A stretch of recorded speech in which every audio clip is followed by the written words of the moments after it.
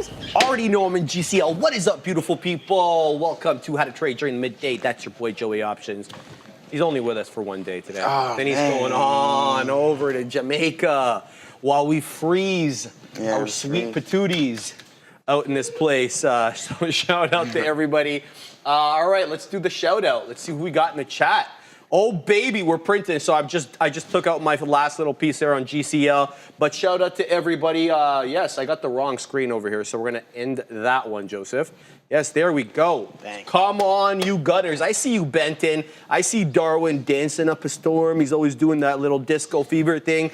We got Osama. We got Randall, League, and Stewart. How about Frank Hanley and Tez? We got T-Dot. We got Saul, Soul Queen 88. We got Charmine Khan and Jack's Money, Joseph. We got Jacques. Yes, we got Jacques. I pronounced that properly. We got Bobby. We got Bears versus Dang Bull. Shout out to Nick L. ABF. We got Pax. We got Black Whip. We got Stevie J. And why not? Smokey Love in the house as well. Even Adara is in the dang house. Shout out to Los Palmos, Kareem B. We got Easy Media, Joseph R. Ack, as opposed to, whatever else. CP, DP. We got Mugen Stars, Stevenson, Etienne, and Soundar. Jimmy J, Vizbot, Vanessa A. I see you, girl. We got Jameson, Trader Life, Martin. Who else we got? Got Adam, Dang Loose, and one more here. We got Skiller HP. Hey, Skiller. Hey, good morning. Good morning to everybody. Yeah. Before we start talking any stocks here. Uh-oh, here we go. We were talking hockey not too long ago over with Mr. Mendel and Neil. I'm not going to say too much about it. But to go 0 for 3 on those fightings, that's a hot take, Mr. Mendel. We did not lose all 3 of those fights. Not even close.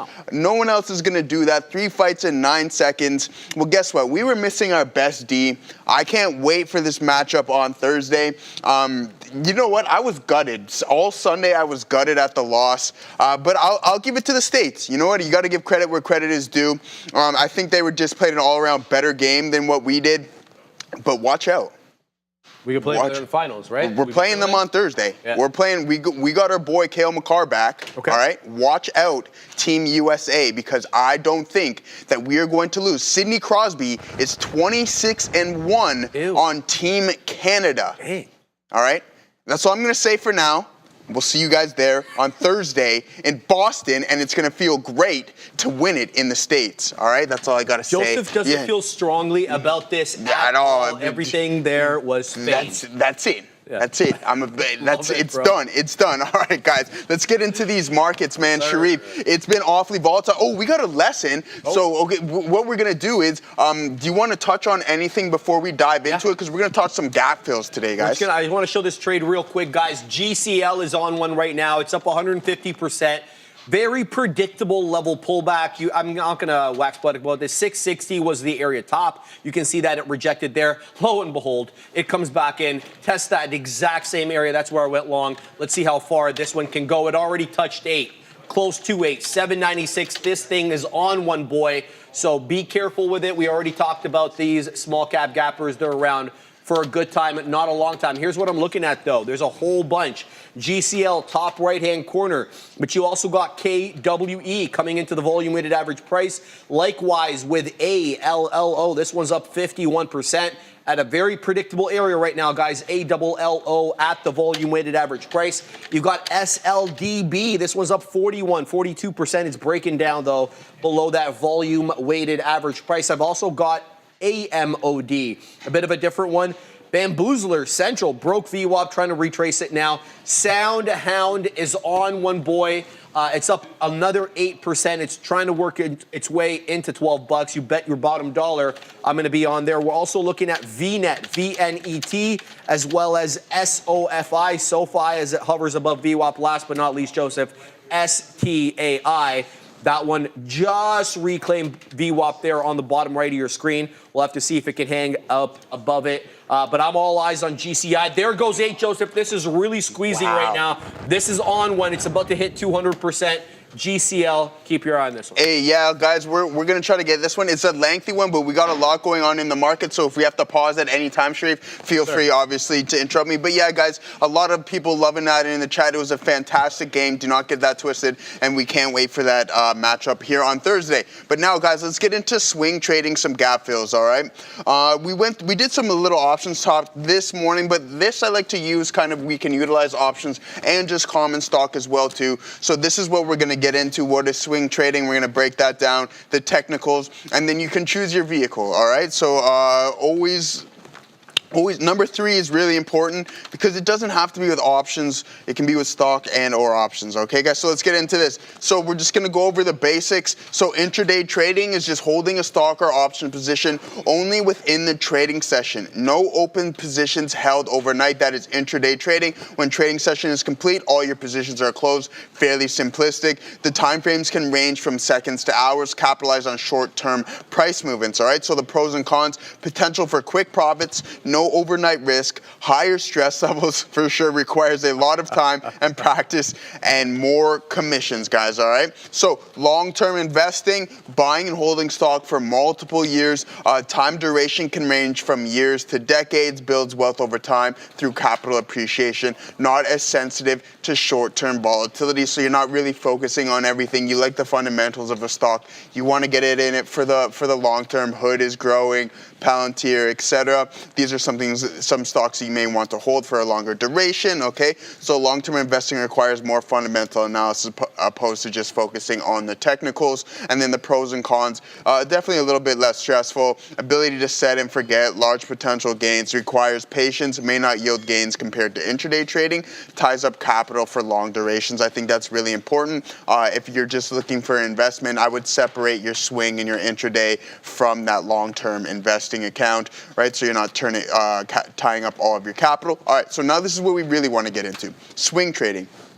Buying and selling stock or options for several days or weeks to capitalize on short to medium term price movements. Timeframes can range from a couple of days to multiple weeks. Exposed to overnight risk, thorough understanding of technical analysis, market trends, and more patience, all right? So if you're looking for that medium duration, a couple weeks, that's something that I have definitely been doing in this current market. I want to just hold on to things for slightly longer, and so less time intensive. Don't need to pay attention to minute by minute price action. Potential for significant profits, exposure to overnight risk, requires accurate market timing, and ties up capital for longer durations as well too. So technical analysis, trading daily gap fills is one of multiple ways to swing trade stock or options positions. Mind you guys, this is just a setup that I specifically like to focus on, especially with strong stocks. And we're going to talk about the criteria that you're going to be looking for in these underlying assets. So selecting the right stock is always a major factor in the strategy's success. Picking any random stock because it's gapped up or gapped down may hinder your accuracy rate, okay? So gap up and gap downs can be classified as two different systems with vastly different accuracy rates, okay? So do's and don'ts: don't select weak stocks to fill a topside gap. All right. So if a stock is weak and it gaps down, to fill it to the top side, right? You need that stock to start to appreciating. If it's really weak and the earnings report isn't that good, just stay away from it and look for something that is like, okay, well, why did we gap down here? Like with the likes of some of these big names, and we know that they have a lot of capital expenditure coming up in AI spend. It's like, but they're still fundamentally strong. The street just doesn't like that CapEx. You can look and dig a little bit deeper and say, hey, at what point are these names going to recover? Select strong stocks to fill a downside gap. Be aware of high catalyst events. General of understanding of why underlying is gapping up or down. Okay? So now selecting your vehicle, all right? So options, benefit of utilizing your swing position with options, multiple strategies to implement, less capital requirements, ability to leverage. That's really, really key. So we know that we were talking about a little bit about that this morning. So you don't need to just flat out buy calls or puts. You can also hedge those positions. You can minimize the cost of those positions. And then when things start to work out, you can also manipulate the way that trade is going to play out, all right? So risk of implementing your swing position with options. We all know for options traders, we know time decay is key, and that's why I always emphasize on just buying more time if you have the ability to do so. All right, so risk of over leverage. Again, it is a fixed risk, right? When you are just buying options, so you do have that fixed risk in there, but again, you don't want to over leverage yourself, and then you are susceptible to pre and post market risk. Okay, so always keep that in mind. You cannot close or open options contracts before or after the market. All right, there's a time period at the end where it's, I believe, 4:15, where you have the ability to exercise if you're lucky and your broker allows you to do so. All right, so common stock. Benefits of implementing shares in swing trades: lower transaction costs, no time decay, which is really important, and then liquidity. All right, so we know that you can just grab a lot of common stock, but that's not the case for options. Not all options contracts and underlyings are as liquid, okay? So, and you can trade in the pre and post market. That happens to me. I'll turn on my systems in the morning, Sharif, and I'll have a fill, and it's like 7:30 in the morning. You don't have the ability to do that with options, all right? So risk of implementing shares in swing trades: higher capital requirements. We all know it takes significant more capital to do that. You're also at risk of overnight price movement, and then subjective risk parameters. So you need to have those stop losses and etc. in that one. So criteria: high level catalyst. All right, this is what we want to look for when we're looking for stocks that gap up and gap down. Minimum gap up or gap down percentage, so now you're getting a little more detailed. The market cap of that underlying, just because it gaps down, or it could be an ADR or something, and I don't know if you necessarily want to be exposed to that type of risk. And then history of previous gap fills, really important. Entry and price target set alert for individual stocks. Enter at a breach of the gap. Profit targets range from 75% of the gap to a hard gap fill, which would be at the high of the gap down day. Using options to find your stop with a percentage metric. Again, if you buy a contract for $3 and you're willing to risk 50% of that, you set your stop loss at $1.50. And then common stock, calculate share size, define risk. So now let's just get into it before we send it off to Sharif real quick here, guys. So what we're looking at here is just some common gap fills in some strong names. And here's one on Apple. I actually traded this one myself. So this was a while ago, back in the summer. But we have a gap down on this name, and then we have a massive isolated pivot here as well too, guys, and then we head back into the range. But what I want you guys to emphasize is that when we have these gap downs at a larger percentage, whether it be 2.5% to 3%, you want to define that percentage metric on the gap down. Is it relatively a strong stock, yes or no? And then look to when the stock is going to enter the gap, and that's when you're going to base your entry position, and then you can see the gap was fully filled. Here's another example here, guys, on AMD of a weak stock, okay? And these gaps do not get filled, well, except with the exception of this one. But what you want to focus on, we know that the overall sentiment in AMD is not weak, so this is not something I'm going to be swinging for a medium-term duration and looking for those gaps to be filled, okay? So here we go again, another strong stock. I traded this one as well too, guys. One of my better swing trades here. I sold some puts on this trade, and it worked out phenomenal. But again, I believe this was, I don't know if this was your earnings or the carry trade, but a massive gap down. I'm pretty sure it was earnings or something along those lines. And then sure enough, we have those indecision prints that we are always looking for with the isolated volume signature, and then we trade at the breach of the gap to the top side, and I sold some puts around 160 or something along those lines for that profit. And I didn't need the gap to be filled, right? That's why you can utilize via options. You can go, hey, I don't necessarily need the gap to be filled, but I just don't need it to go below said price. If you use common stock here, you would have benefited drastically more as well on this one. So here's another one on Walmart. Good luck for that thing. Good luck for getting this gap getting filled. Not something you would necessarily want to short. And then CrowdStrike here, I traded this one as well too on this gap fill, guys. So you can see on the breach of it, we took an entry here, took a stop loss on it, but then as soon as we open it right inside that gap territory, once again, we take that trade, common shares, and then take it to the top side for those gap fills. Strong names, if they gap down, look for those gaps to be filled up. We're going to touch a little bit more on the gap fill strategy, but we're going to see what Sharif is up to right now. All right, guys. I'm dancing right now with STAI. I'm currently involved in VNet. I'm done my trade on GLC. STAI is trouble. There's somebody with a very big sell order selling at 55s and 56. So they took out 55. Okay, well, that just made me look stupid because they just took them out. Now it's squeezing. So STAI on one. What's up? Oh. STA, sorry about that, boys. No, that's all right. STAI on one right now. There it is. There's the squeeze. So we take it out way too early. There was a huge seller at 55 when I was observing this, and then a little bit of a smaller seller at 56.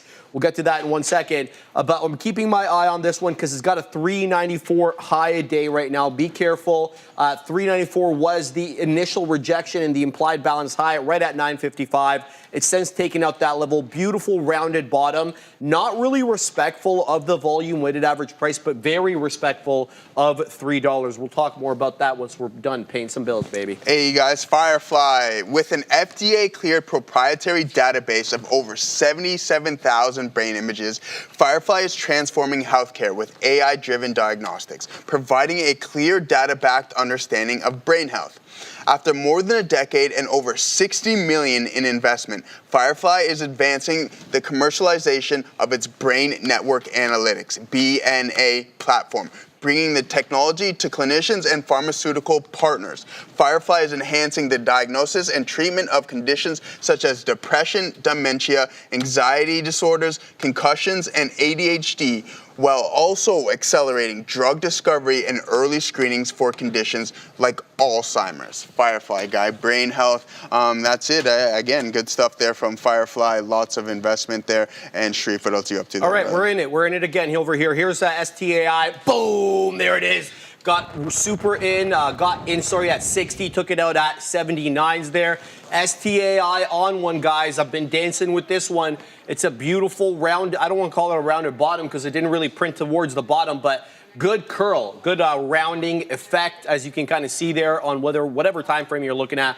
The 1, the 5, it's a very nice kind of saucer looking pattern or bowl, whatever the hell you want to call it. Anyway, so we'll continue to dance with this one. I'm obviously watching GCL. This is the big boy on the day. It's a triple-digit winner, and it's looking to do more. Right now, it's right back at $8 when the 940 high seems to be defending. $8 for the moment. Underline that bad boy for the moment. We'll have to see if it can continue to catch a bid. Not a bad spread right now on an $8 name. It's got a 2-penny spread, 3-penny spread at the widest point that I've seen. We'll continue to monitor that, see if it can, if the spread opens up and whether or not it can hold 8. It's already wicking below 8 right now. 8 is the whole dollar level, and that's the only reason I'm looking at it. It is not price action support. In fact, I'll submit to you, price action support comes all the way down to that third of a dollar. Look at this area here that we topped out at. That is 733. Above that 733 area, though, there is another area of note that we need to take account of, which is the 10 exponential moving average on the 5-minute chart. That's a little bit above 733, and I'm talking by 5 pennies, so like 738, 740. So for all intents and purposes, I will be using that 7 1/3 as price action support as well as the 10 exponential. So we'll see if it can weasel on down there. It already got into 7 2/3. But that's not the area that I'm earmarking right now. I'm earmarking that 7 1/3. Now, as you can see there on the position board, I'm involved in this one, VNET. This one's not that big of a mover, okay? It's 9.5%, yada, yada, yada. It's off the highs, 1285, this, that, and the other. The only reason I'm into it at the moment is because this is the area that we rejected on our way up. I'm talking about that 12.5, and it also happened to be the 10 exponential. So I'm trying to put the odds on my side here. I'm waiting at 69s. You know where I'm waiting, okay? I'm waiting at 69s over here. We're showing 65s. Last time we got into 65s, this exact area that we're at now, we had selling. So there was a bit of a seller, someone with a larger position that we couldn't shake. Let's see if we can move them out of the way this time. There it is, and there's the print. Let me see if I can continue to move up here. I'm waiting at 75s now on VNET for the next print there. Let's see if this bad boy wants to curl back up and take out those highs a day, which right now, guys, sitting at 12.85. There it is. There's the print. So we get that $0.75 print. Now you better know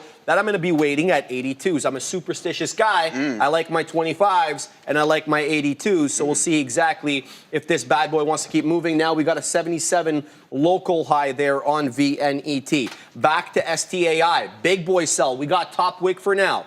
Underline that for now. What we do have is higher lows on STAI. So even though we had that topping tail candle through three and three quarters, boom, we come right back down, but we come back down to a predictable level of support, which is the prior bar low. We hold that prior bar low by a couple of shekels. So this bad boy is up 65%. Let's see if it can continue moving on up. Back to GCL. Sorry to keep flipping between them, but you know how small cap gapper life is. So this one did defend 8-4 now, and we have a bottoming tail candle that manifested at a quarter after the hour. Subsequent to that, we still don't have a higher high.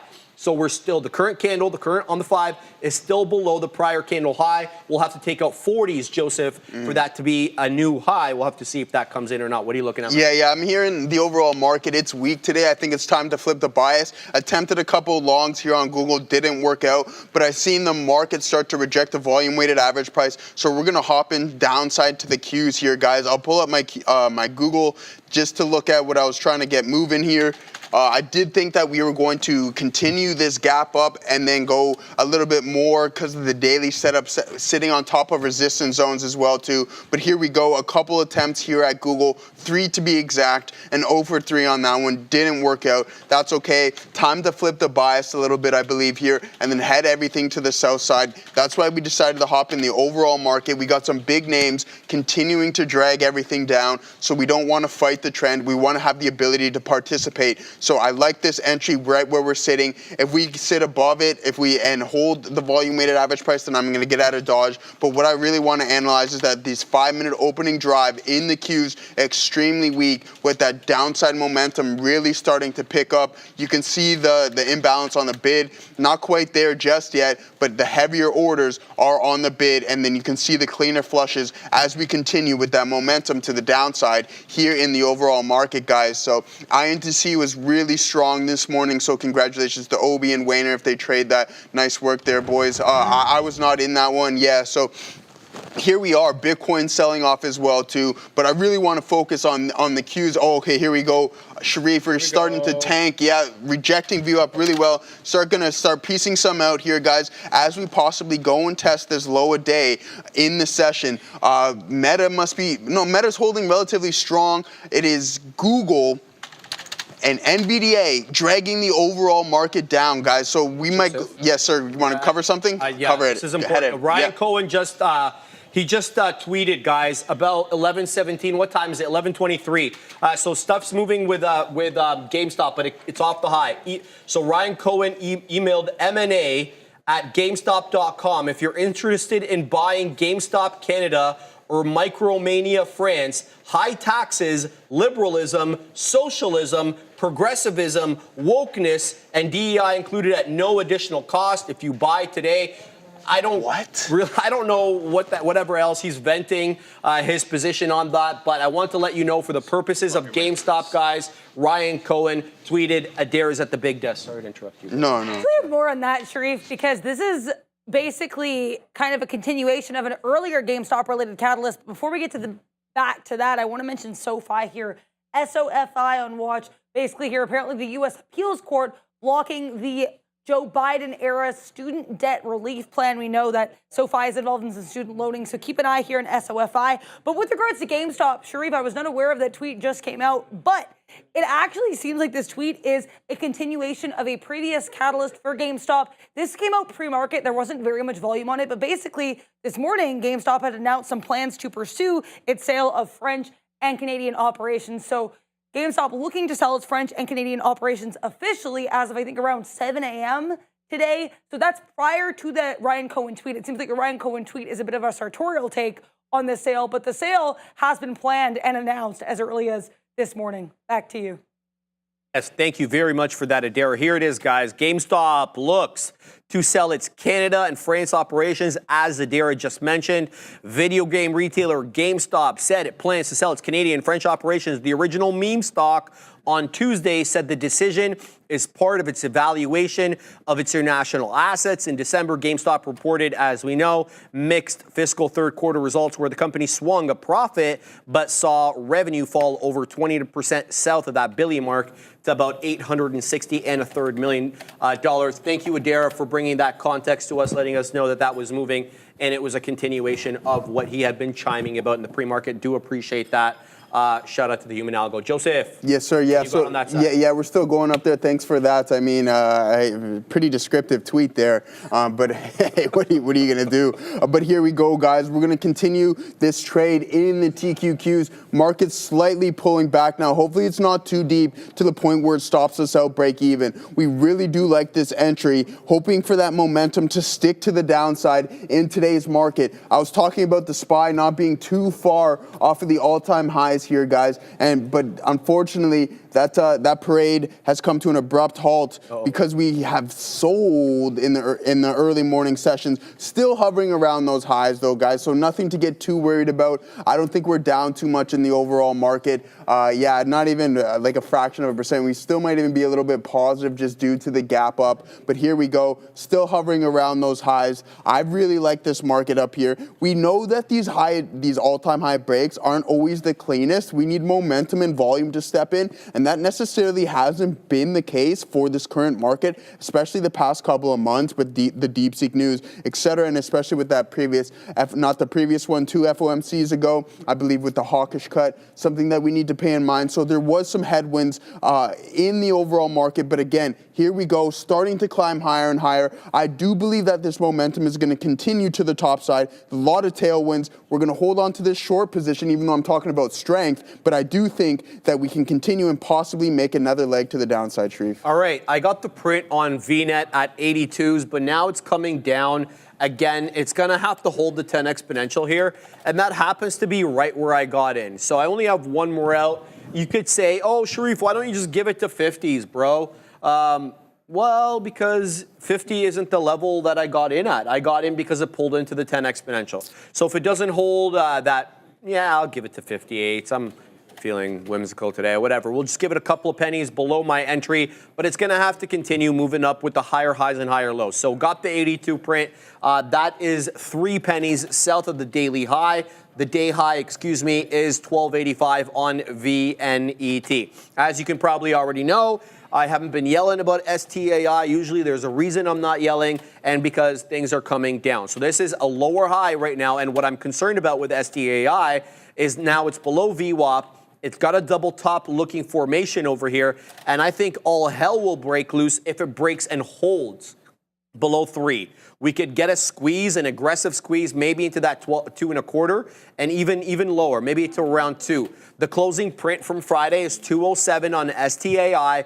I'll submit to you that this $3 area is the key level of support. It is not VWAP. It's zigged. It's zagged with VWAP. Hasn't been respecting it. So if we get a break of 3, you bet your bottom dollar I'm going to be looking over to Neil to see if he can weasel me some shorts on STAI. Otherwise, going to continue to look long. Adair's got more information for us at the big desk.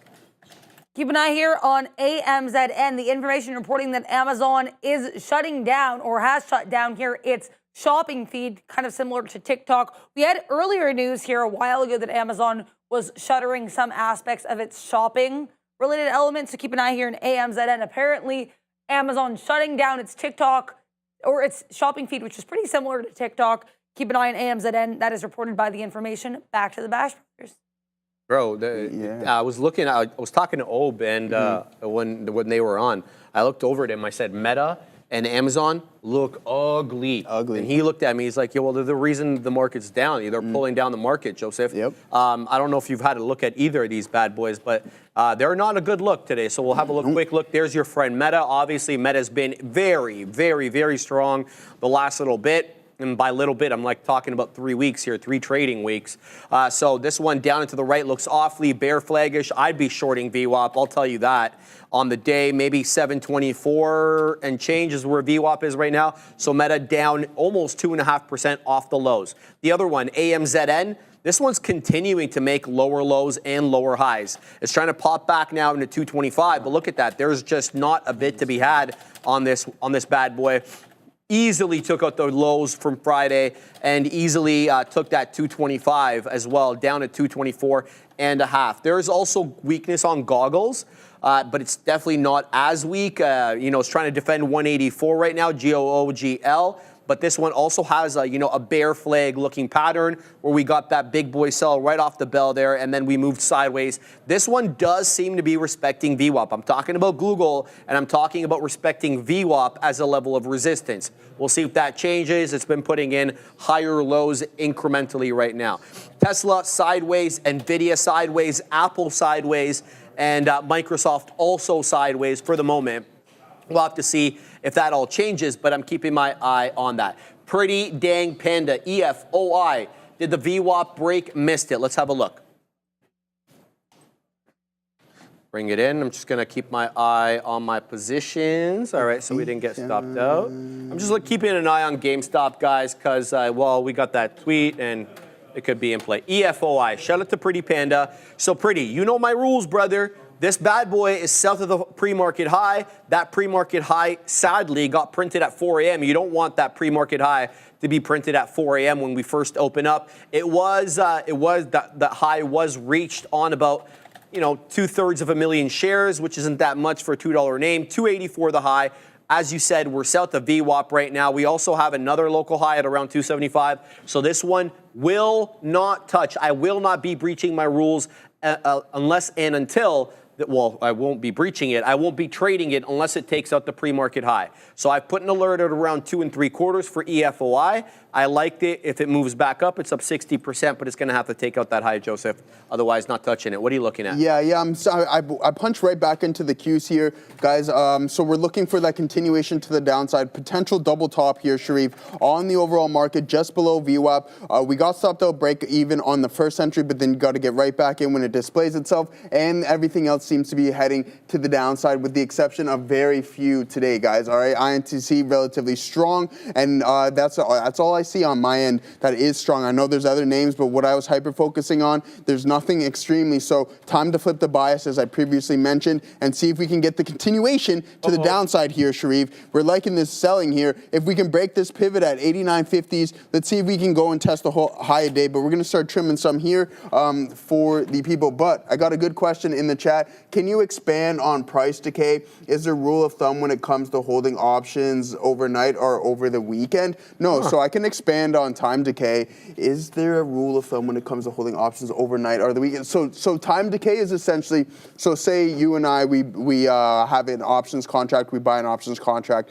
for $3 to say we believe that X stock is going to go trade above $100 in a couple of months. Well, every day that stock doesn't start to appreciate and is trading below $100, that contract value is going to diminish. This is called theta. So theta will chew up the value of the contracts over time, because you do not own any of these underlyings. You have the rights to them at said strike price, and within that contract, it's like a contract in many things. You can only hold that contract for so long, and that's where time decay comes in. If that helps answer your question. If not, I can elaborate a little bit more. But again, time decay, it will chew up the value of the contracts day after day, especially when the stock or the underlying isn't appreciating, guys. So keep that in mind, and hopefully that DPK, and hopefully that answered your question. But here we go, guys. Continuing to move, INTC coming into the volume weighted average price roughly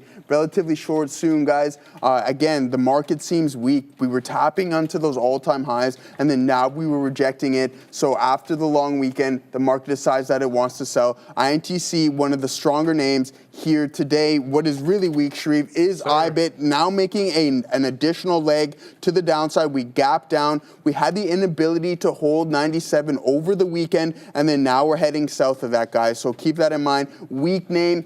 The price is also starting to really compress in Bitcoin. So we're going to get a break one way or the other. Sharif pointed out something very well this morning. Say, Joseph, we're forming lower highs on this. I couldn't agree more on that fact, Sharif, because look, you can see that we have potentially double topped. We are now running into that $92,000 support system. Can it hold? I don't think that this time is going to be that hold, because we do have this really strong bearish pattern here, Sharif. All right, I just weaseled into GCL again. Quick scalp on this one. I got in at around 940, scalped up into 975. This one is awfully volatile. It's a bit of a scary one to trade, especially if you're trying to size into this one. Let's see if it can continue putting in the higher lows and higher highs. I see a bit of a interesting, Okay. This should be interesting here. Let's see if it holds up at 9.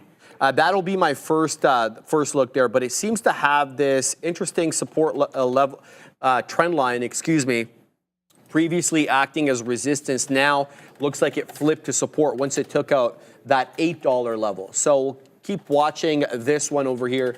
GCL is continuing to give you opportunities, man. 976 HOD. Essentially, it took it out almost right at the high of the day. I'm talking GCL, but yeah, let's see where this one wants to head to. I'd like to pick it up at around 8.5. Does 8.5 continue? No. So 8.5 will put in to question the higher low situation. So that might not be the right entry. Sorry, guys, just spitballing here, thinking out loud. Let's see exactly how this one wants to trade. Okay, the current one that I'm involved in right now, we're at the daily high again here on VNET. I've got one more out on this one. I'm going to wait to see if we can test that $13 area. Let's set up an order there, a resting order. So if this one spikes, I get a nice move up, or I get the print up. It's at 10.5% right now. A little bit... No, it's more. It's almost 11%.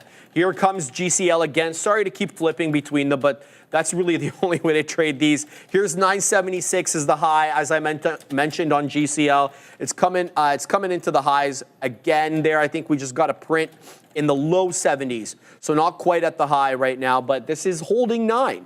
Last time around, we kind of double bottomed at 9. We still haven't made that higher high, but that could come any second right now. GCL is on one, baby. If you're trading these small caps, you got to keep your eye on GCL. Shout out to Joseph Birch Music. No news on it, though. Not sure what you were telling me about there, Joe. Maybe you were telling me something earlier. Let me see if your message, did you message me earlier? I think maybe you were talking about VNet. I'm assuming because I was talking about VNet. Yeah, I don't see news on it either, brother. VNet Group, what the hell does this company do? Holding company principally engaged in providing carrier-neutral and cloud-neutral data services. Company includes managed hosting services, cloud services, and virtual VPN services. Oh, right, fantastic. Not really sure what it does, but that doesn't really matter. I mean, it's a technical breakout. It's putting in higher highs, putting in higher lows. So that's what I'm waiting for right now. I just got right back into the high. It's at 85s again. I'm expecting some volatility here. Once you get into the day high, people are taking profit. They're trying to get short. Or whatever else is happening here. So we'll continue to watch, see if this one can squeeze above the high. Here's the 85 right now on the ask. Not too much size, maybe less than 200 lots from what we can see. I'll submit to you, though, probably a hidden seller. 1 penny spread on a name that's only done 11 million shares. That is not that bad. Tight spread there, so good look. Won't get cut up too much trying to trade this bad boy. STAI continues to put in higher lows. So it defended 3 again. This time around, it didn't even break 3, okay? See how Ramin's trying to rope us into this video at 9:45? She keeps sending us invites, eh? So like we can't, Wednesday, thank you, Andre. She's trying to lock us in, bro. They said Wednesday now. You're not even here. Yeah, I mean, if you guys want a video call me, we can do it live from. We'll do it live. We'll do it live from that was an interesting opening 3 minutes there, huh? Yeah, I loved it. Videos. I love We're going to be showing. Yeah, videos. I love that, man. That's like, what else are you going to ask for? Like, you have this Four Nations Cup. Like, what other sport is going to open up like that when you have like a mass amount of people watching? And then in the first 9 seconds, you just have a hoedown. Think about the booing, though. I don't agree with that. I mentioned that to you before. I don't like, maybe with the exception of the Four Nations, but I think the anthem should be eliminated from sports, man. And okay, fine. But if they don't eliminate it. Well, it was classless. First of all, I don't mean to, like, you don't do that. The but people it's not, have to do with it, bro. There's a government that's making decisions. Well, exactly. But again, if we're going to, as you like to say, call a spade, they've booed our anthem multiple times before that. So it's gone both ways. I don't like either. No, I don't like it. That's why I think it should be eliminated, with the exception maybe that the actual nations are playing. Yeah. But I don't need a Toronto Maple Leaf game or like a Nashville Predators game playing like the anthem or something along those lines. What for? Half them, like, yeah, I get it. Half the league is Canadian, and then 30% is American. But what about everybody else, right? They're not from. Well, exactly. So. And the point is, a lot of people they got they got interests on both sides of the board. Like my sister's American, you know what I mean? Like what if other people have family in the States? Well, they're going to boo this thing. It turns into an eye for an eye thing eventually, right? It's like you booed us, we're going to boo you. Yeah, exactly. And then it just keeps going, right? And nobody wants that, so. Amir, I've been looking at sound, baby. I promise you I'm looking at sound. It's going to have to hold that 10 exponential. It's 11 2/3 right now. I like it, Amir, but I don't think it's setting up for me quite yet. I'm keeping an eye on it. It's on the side chart, I promise you. Joseph, yes, are you? No, sorry, Joseph Birch Music. My bad. Yeah, I should have probably specified there. Are you finding any news on GCL? Yes, I am actually. Here it is. GCL and RF Acquisition Corp complete business combination. GCL to commence trading on the NASDAQ under ticker GCL and announce bell ringing to commemorate listing. So there are some headlines. It's just it's an RF acquisition. GCL and RF Acquisition Corp. So that's the headline there. It doesn't have to be a big news headline. You know that, Joseph. Roland, I see your question, but we got to pay some bills. Promise I'll answer that once we're done with Joseph in a second. Hey guys, trade ideas. President's Day savings are here. Get 22% off all new subscriptions with code TraderTV2022. But wait, Sharif, there's more. Upgrade to a premium annual and snag a massive 28% off with code TraderTV28. That's right. Huge savings, folks, are happening now, right now. Head over to the 2025 President's Day sales landing page. Link below before February 19th. Don't miss out. So guys, you got until tomorrow, right? Like I'm going to be on an airplane, and if you don't click that link, then you're not getting the deal. So click that link and sign up for trade ideas. Guy's just folks. dunking on us. Hey, he's just dunking. I'm pouring it in. We've got like 20 feet of snow outside. This jerk is going to be in Jamaica. Yeah, man. And, come on, let's go. That one hurts, Joseph. Yeah, that one hurts real bad. That's a stinger, man. That's a stinger. Sharif, you know what's an absolute stinger, though? Yes, sir. Bitcoin continuing to move to the downside. Thank you. I got out of the swing position here. Whatever, this morning, I'm like, yo, I'm out that. And I did. And we're continuing to the sell side here, my guy. Really breaking through those key levels that I was mentioning not too long ago. We really need to be weary now. If that volatility really starts to kick in and we punch through that downside with momentum, I believe that we're going to breach this 50 and then maybe even go back a little bit lower. One thing that I'm really, really hoping for and hopium in this sport, in this game, in trading is not good, but I really don't want us to come and retest that breakout. I mentioned time and time again, I'm not the biggest fan of how long that consolidation phase was, and then the move after that. I thought it was slightly lackluster. Yeah, it was up over 39%, closer to 40 or whatever it may be. But I was expecting a little bit more continuation. Maybe after this move, we get another consolidation phase for a couple weeks and then take that second leg higher. Unfortunately, that has not been the case here in Bitcoin. And it looks like we're going to head a little bit more to the downside. But let's see what Adair's up to, guys. We're here. Meta announcing apparently its first ever AI convention, or it's going to be its first ever day or conference dedicated to generative AI. It is called LlamaCon, and it's going to take place on April 29th. So stay tuned for LlamaCon, Meta's first ever generative AI conference on April 29th. Also, before we send you back to the Bash Brothers, I had just cooked up this graphic here for TTV Research. In case you missed it, on January 9th, the market was closed. We held a special stream where we basically each took turns picking our top picks for 2025. So this is how those picks have fared so far. Basically, I used the opening of the day prior to the stream, so January 10th, to the close of Friday, February 14th. Sean's doing quite well here with his Palantir up quite handsomely. All of his picks are up. You know, anyone who picked Tesla a little bit down right now, because Tesla's down about 8% on the year. But interesting stuff here. Take a look at all of our smiling faces on X at TTV Research. That is X at TTV Research. Back to you. How come Brendo only has 2 there, Dara? Yeah, it's not fair. That's a really good job there, Dara. Thank you. Yeah, I asked you to work on it. Yeah, I mean, I was like, hey, did you want to work on it together? But she just banged it out. So nice work there. Who's? Can we go back to it one more time? I want to see. Yeah, we'll go back to that, or if you can send that to me too, because I want to see who's leading it. I know Sean is, but who's in second? Who's in second there? It looks like Neil's in second. Yeah, Neil might be in second. Yeah. But look at my gain there on Meta, though. It's nice. Yeah, Tesla. Yeah. Well, Brando's in that with me there too. So you're flat on ASML though. It seems to be the case. So yeah, all right, good stuff there, guys. Yeah, I like that one. Yeah, the Katina Man cheese, bro. The Palantir's it. That's like a cheat code. It is a cheat code. Man, he's just in the right one. I'm glad that he's up there. Escape Planet. Great question. Sharif, I told my son how Canadians pronounce Z, or as we say, Z.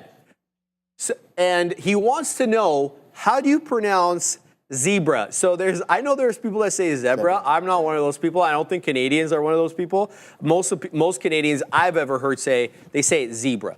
I know that doesn't really jive with how we pronounce the letter, and because we should pronounce the letter the way that kind of it sounds with the word.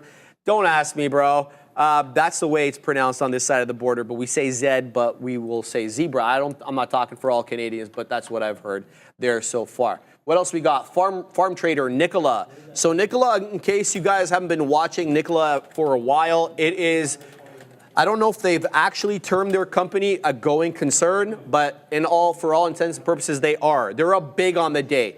Nicola's up 47%. It is a sub $1 name. When we woke up this morning, it had closed out on Friday at 54 pennies, started gapping up here right at 9:30. It looks like the buy order started coming in fast and furious right at the opening bell. We consolidated, we held VWAP. So this one has shown its propensity to respect the volume weighted average price intraday so that we can base something off it, possibly.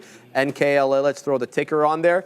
And then it broke VWAP quite handily there, took out the local high at 79 pennies. Now the day high, the intraday high, 87.5 pennies, give or take. Down below 80 we go.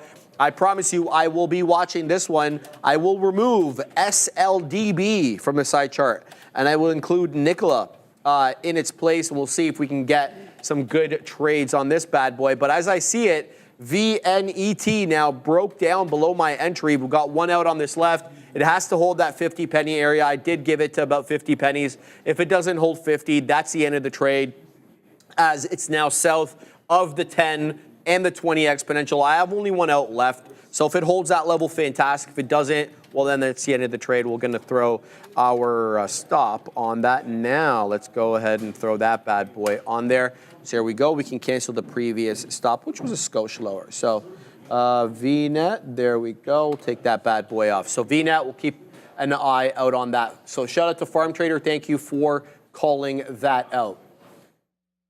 Mr. Longshorts, dang, 12.50, 100-ish to short GCL. $12.50 for 100-ish shares to short GCL. Well, I'm willing to bet you the demand right now for shorts on GCL is probably through the roof. So you're probably getting it at the wrong time. But yeah, you don't really choose the time when it tops out. Look, I don't usually short these small cap gappers for exactly that reason. One, I got to slow down my roll and go and get shorts. Number two, I won't short them if they're trading above VWAP. That's kind of the rule that I have, which is the opposite of not taking them long unless they're trading above VWAP.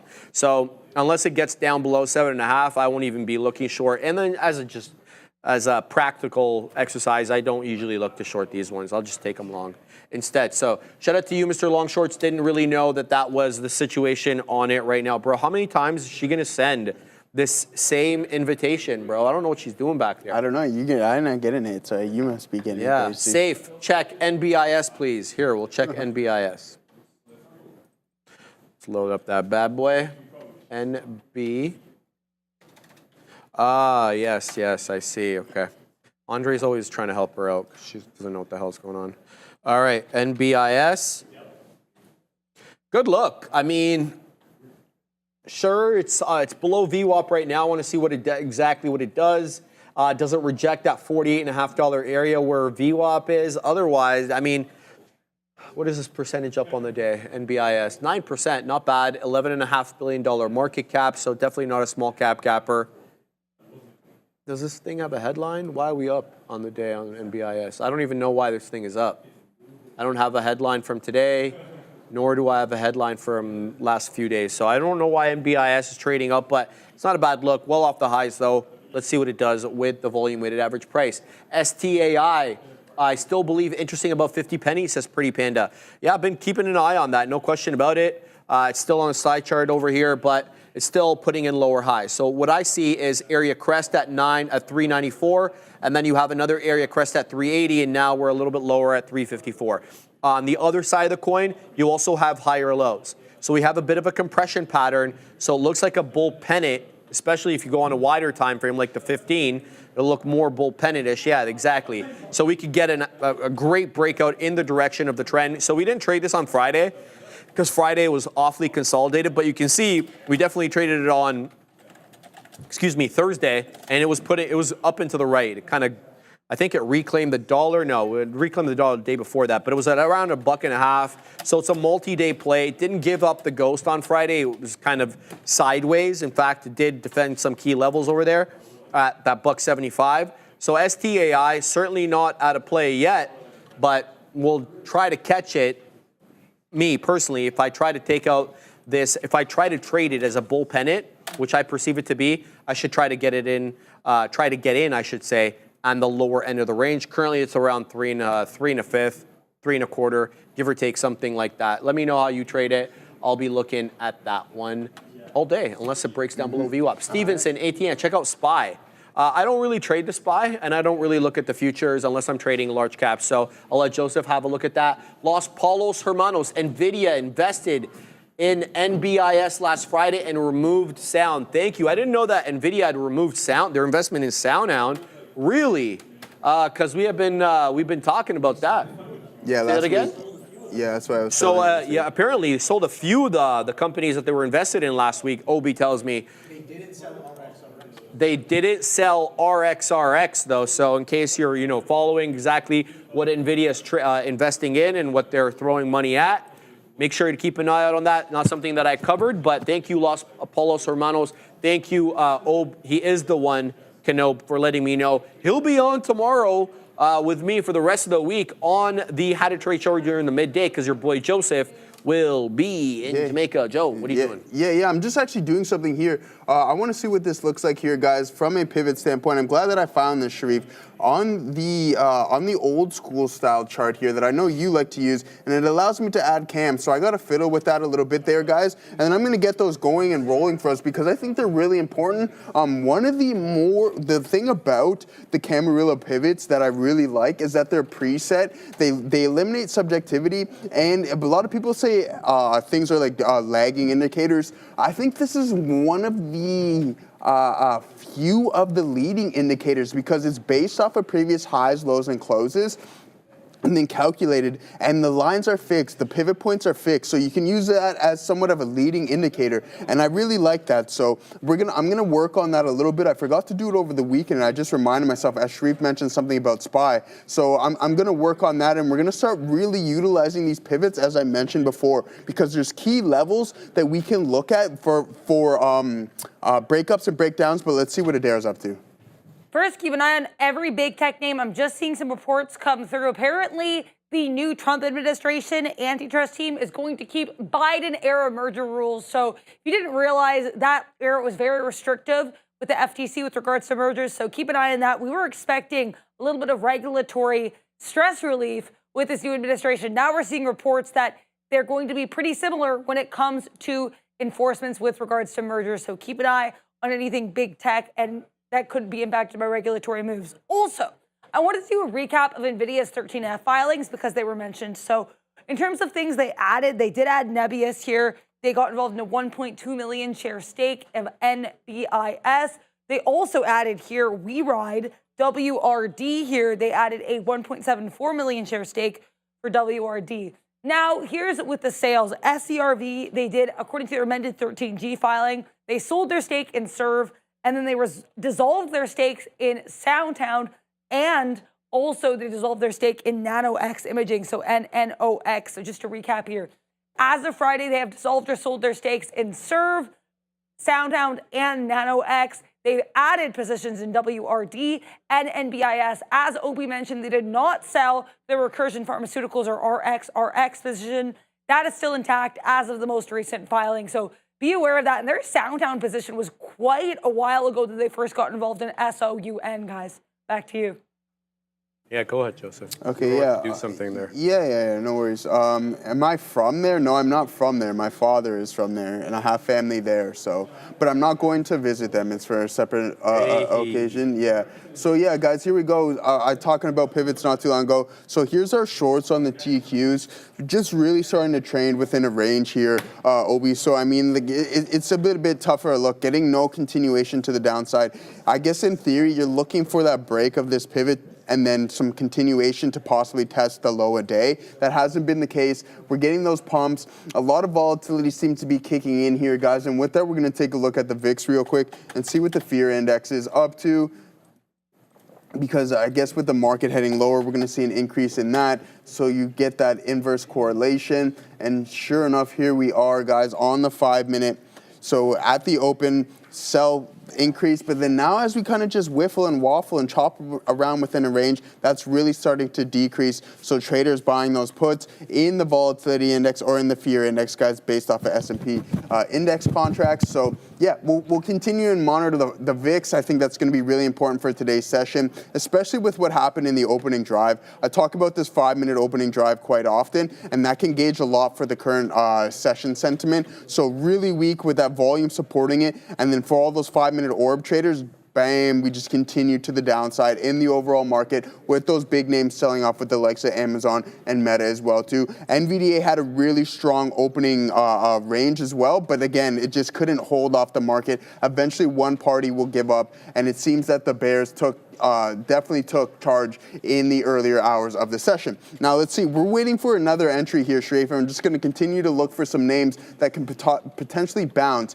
I don't want to look for a bounce in IBIT, but what I want to refer to real quick is why Palantir may be recovering slightly better than the rest of the overall market. And I want to just emphasize, and how I gauge this is that, okay, we know from a daily perspective that this name is extremely strong, right? So the buyers aren't completely exhausted just yet. And then that's when you can see those relatively strong bounces. Now, if it were to be the inverse of that, the total opposite, in a weak market, well, you're not going to look for those strong recoveries either, and then you're going to look for the continuation. Those sellers aren't completely exhausted, and they have the ability to push price back down to levels that they want to. And I think that's the case here with Palantir. This name has been extremely strong for a long time, so it's going to take a little while for these buyers to be completely exhausted and for price to start to pull back. And I know Sharif's looking to do something on that pullback for sure. Oh, for sure. So I just want to tell everybody that I got out of my pan dub, so I'm all done with that trade. That's that situation is now done with. So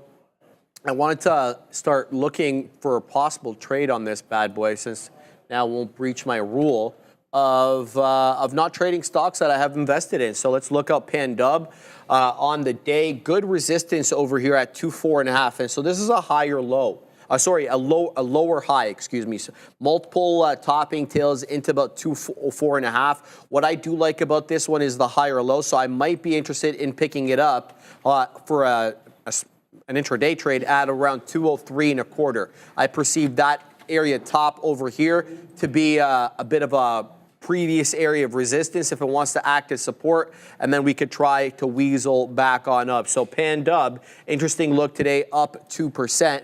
We'll see if this one wants to come back into my level. I've already thrown an alert there for the move. So that's what I'm looking at right now. I'm still keeping an eye on STAI. I was also talking to Roland Joe in the chat, and he's like, Sharif, what's your profit-taking strategy? I'm assuming you're talking about my small cap gapper profit-taking strategy. Doesn't seem like you wait for one-to-one R&R to take the first profit. That's definitely the case. I don't wait for one-to-one on these ones. I get in on areas that I perceive to be support. You have to keep in mind that I'm trading during the midday, right? So I'm usually not getting the full breakout. I'm usually getting something off support. That's not always the case, like GCL definitely broke out while we were on the show. But most of the time, I'm getting I'm getting the crumbs. I'm taking the crumbs of the trade or whatever's left. So if there are buyers at a certain level, I'm looking to pick it up there. And then I take out profit into a level that I perceive as resistance. So I'll just give you an example here with STAI. So I'm just giving you any random example. Right now, we're getting a bit of a pullback off that pop into 360, or we're around the low 340s. We have higher lows and higher highs. So if I was to punch long at 340 over here, what I'd be certainly looking to do is take profits into around 380. Why? Because that 380 area there acted as a local area of resistance. So that's what I perceive to be local resistance. So I'll take out the majority of my position in front of that resistance area, and then I'll leave a piece for the dream, so to speak. That's how I trade. I don't usually use one-to-one intraday with these small cap gappers. I will do that though with my swing trades in my personal account, etc. That'll definitely be something that I employ. All right. So that's my look there. Let's have a look at Nkla, because this one is continuing to put in a nice little area defend above that 10 exponential moving average. So let's see how Nicola's doing right now. It's about to break out again, or so it seems over here. So let's throw in some possible orders as it zigs and zags through 83. That's another higher high though. So it's not a bad look there. We could definitely be testing that 87.5 penny high. We'll see what we get with this when we get back from Madeira, and then we got Neil's lesson of the day. The markets here pushing to the downside. We had the SPY here. We opened basically around the 612 area, currently trading near 610 with a low around 609 halves. Then we have the NASDAQ looking pretty similar here. Red on the day, trying to break below the support that we've held for the last few 15-minute candles quite consistently. We had comments from Fed's Daily coming here around 10:20 a.m. basically saying that there is some solid GDP growth and labor market growth, but also worth noting apparently that inflation has been quite bumpy and that there is inflation progress, but it might take a little bit longer than, quote, anyone wants. So warning of longer than expected inflation timelines. We also have comments from Fed's bar, not previously on the calendar. And at 4 p.m. today, Trump is expected to sign some executive orders. Then at 9 p.m. Eastern, Donald Trump and Elon Musk will appear together in a Fox News interview with Sean Hannity. This was initially teased out on Friday. I reported it then. Be aware, 9 p.m. Eastern, Trump and Musk interview together, Fox News. That certainly could be interesting for tomorrow with regards to the market, but also with regards to Tesla. Meta here, speaking of Mag 7 names, pretty weak. This name is breaking a 20-day winning streak. Looks like that streak is no longer, as this does not look like it'll see its 21st birthday. Then we have a couple strong moves in semiconductor names that have generally been pretty weak. Intel pushing to the upside, and rumors that both Broadcom and TSM are vying for different aspects of its business. And then you've got SMCI. People are very hopeful that they will be able to get those filings done in time for their February 25th delisting deadline. Here's SMCI. And we're going to show you Neil and his lesson of the day. So without further ado, take it away, Neil.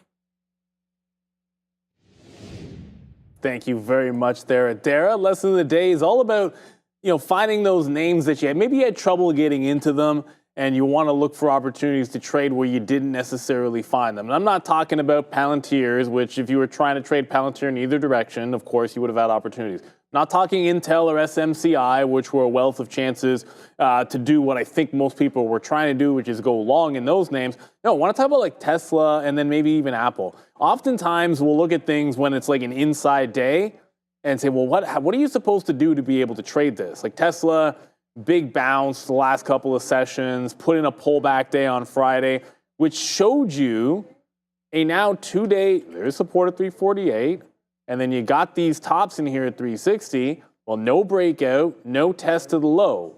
Where's the trade? What are you supposed to do there? There is an opportunity out there for you if you're like laser focused on that stock. There's always something that you can do. And it always starts with, okay, well, if you have an inside day and it's not going anywhere, then just play off of that. You can see how this would have worked. Like, go to the high on Thursday, about 359, zoom it in here, and look at the opening range almost instantly. At the open, we flush. There's one little bounce at 936 that tries to come into the 359 and fails on Friday. So you've got the high on Thursday, you've got the 359 open, and right away, we failed at pre-market.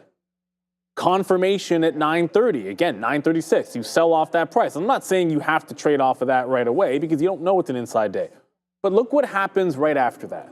The next thing that we see is a bounce, lower high. And once you see that confirmation, there's your chance to start scalping inside.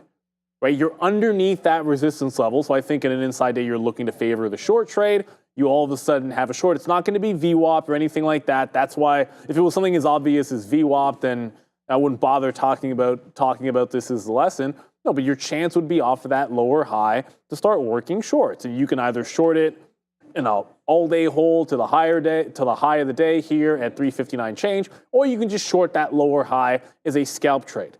And it works pretty much all morning long. And it's not like it doesn't break the low.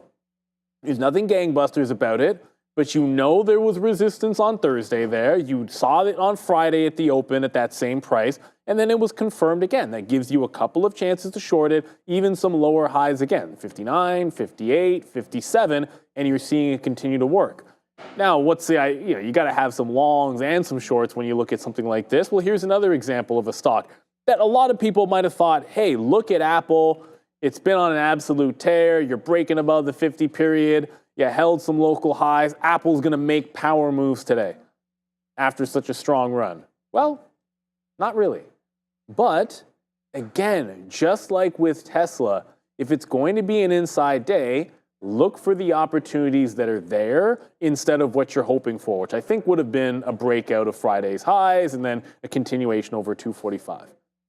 Support on Friday gets a little choppy, but holds the open. That's the open range. And after that, we are talking about a VWAP dip. So once you've established this low, if it was like Tesla, you would have had a chance maybe to work off of that low. But that's not what happens. Instead, we start holding the afternoon support in and around VWAP. Now, you had to really wait this one out. I'm not saying you're looking for longs right away, but once it's established, we've held that low. You then have the opportunity on VWAP. You scalp your dollar, understanding this is 244 to 245.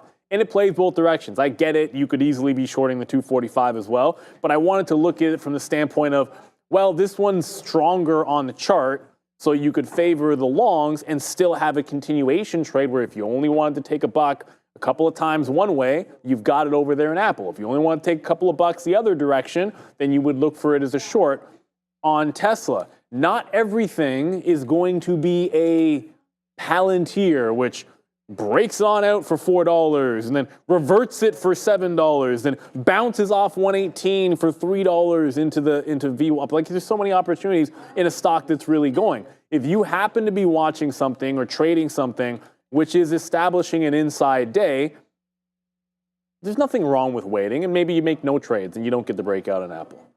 Maybe you make no trades and you don't get a hold of 348 or a breakout of 363 on Tesla. Or you can note what's happening, the inside resistance or support, take a trade after it's confirmed after the opening rush, and then scalp inside of that range. It gives you defined outs, it gives you defined targets, and it ensures that you can stay disciplined with your trading because it's a very simplistic strategy.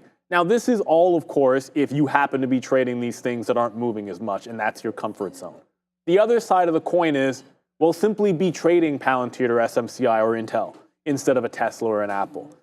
But if you're not, there's always something out there that you can take advantage of if you're willing to be patient and take what the market gives you, and that's your lesson of the day. Yep. Thank you, Neil, for that one. As always, guys, just always golden nuggets coming from that side of the desk there, guys. One thing I want to touch on here real quick, Sharif, before sending it to you, is just continuing to take stabs when things are working for you. And unfortunately, I failed to do so for the third time on TQQs. We took 2 entries, and then the market started to rally, and I'm like, do I really want to be shorting this market right now? But again, Neil said something the other day as well, too. You just got to follow the money, and if the price action tells you to do so, you have to execute on that. And I failed to do here on the TQs. Entry 1 took a 10% off, stopped out break even. Entry 2 take 10% off again, stopped out break even. But I didn't take that third stab. And that's usually when things really start to work out, is test 1, test 2, and then on that third move, you're going to get the breakout in the direction that you're looking for. Then my risk reward, if I entered at VWAP, would have been really well because I would have had this as an exit plan. If we break that, then thesis invalid. But then we also can hit a good profit target of about about 3 or 4 to 1 on this trade if we get in right when we were supposed to. And unfortunately, that wasn't the case. And that's okay. We'll live and learn from that and then continue to move on to things that are relatively strong or something that fits the system. Now, Google trading at the lows of this range. The market is heading to the southeast. I think that Google is eventually going to break down. I have a swing trade plan for this one as well too. If we break this pivot low here, Neil, then we're gonna get out of this trade, and we're not gonna hold on to it for too long. But what do you got going on there, Sheree? Man, STAI is on one, baby. We took the breakout there in the low 80s. I took everything out at 10s, feeling awfully stupid. It went to 14s. This one is on one. Keep your eye on STAI. All the while GCL gives it back, breaking below 8 right now. I'm all eyes on GCL at 7.5. That's where VWAP is. Prior area of resistance as well, but it's the STAI gang story right now as it continues to trade above that $4. I was worried that we would have a perfunctory break of 4 and then we would kind of see what we always see with these small cap gappers, which is that Christmas tree retracement where all hell breaks loose to the downside because everybody's profit taking, the shorts are getting involved at the whole dollar level, yada, yada, yada. Small cap gapper traders know the story. But this one seems as if it may want to hold above that $4. Let's not, sing its praise quite yet. But if this does continue to defend 4, use 4 as support, I'll get back in and base my trade upon that. But right now, it's zigging, it's zagging. It's below the currently. The 5-minute candle that we're currently on is below the previous high, which is 414. So I'm keeping my eye on that. I also weaseled my way into Nicola. Not a trade I have a whole lot of conviction behind, but we got a couple of prints there so far. This one, it's zigging and zagging. It's not going to give me too much here. We're talking about, an 80 penny name. We'll try to extract some profitability off this bad boy if it'll allow me. Let's see, you got the next print here waiting at 3s, 83s, that is. Nkla up 50%. I don't know what the deal is actually with Nicola. I didn't even really care to look, to be quite honest with you. Here we go. Here's 83s. I'm waiting at 83s. Can we get the cross? Let's go. Boom. We get the cross at 83s. I appreciate you, Adara. Now I'm going to wait at 85s and a half just because that's below the high of the day. So we'll see if we can kind of take out some more as it works its way into that local area high. It's showing me now that it's clearing 83s and could be on its way into 84s. 84s now are showing up on the level 2. Let's see if it wants to cross that bad boy. Nkla up 50%. All right, now I'm looking at my blotter. What do I got here? Okay, so it looks as if we're front running this one. Earnings preview. It says Nicola expects to post a loss of around $2 a share. This company was going to go bankrupt. It's expected to show a rise in quarterly revenue when it reports on February 20th, so a couple of days from now for the period ending December 31st. The Phoenix, Arizona-based company is expected to report a 254.5% increase in revenue to around $40.87 million, up from $11.53. Why was this company a going concern when they were increasing revenues? Kind of hard to understand that one. I guess we'll dive deeper into it when we get back from the big desk with Adara. So I actually do want to shed some context there for Nicola. The most recent going concern related headline I saw was from February 7th. Nkla has a 24.3% short float and no catalyst that I can find. Healthy amount of social media attention. This is one that does tend to get an ample amount of retail attention. So be aware of that, for Nkla. But also we're getting some comments here from this China ambassador here to the World Trade Organization. So apparently China's ambassador to the WTO saying that you have the tariffs coming out of the U.S. right now are creating, quote, a tariff shock that heightens economic uncertainty, risks disrupting global trade, and also leads to risks for global recession. So basically, we have the World Trade Organization ambassador from China saying that there are some risks here from these U.S. tariffs. Just be aware of that. Also, keep an eye on Ford, seeing some reports here. Apparently, the company is going to be cutting its stock bonuses for about 50% of middle managers. So again, not a huge headline, but something to be aware of. Ford apparently cutting some of its stock bonuses, guys. Back to the Bash Brothers. Appreciate that from the human algo herself. Shout out to Adara. Joseph, we're doing well here on Nicola, man, as it continues to move up into that 85 penny area. The high of the day is 86, so I'm looking to front run it at 85.5. I've wet my beak here in front of 85. Some selling coming in now. I'm out of the majority of the position, but I'm pleased as dang punch with this trade. See if we can continue to run up. Appreciate you. Looking for that 85.5 is the next level there. It did top up previously at 85. You can see this candle here, the 1 minute candle at 3 after the hour. That's the one that rejected 85s. We're showing 85s again. It's coming in on the time and sales that we're printing. Some prints at 85, but mostly at around that 2/3 of 84 and 2/3 is what I'm trying to say ineloquently over here.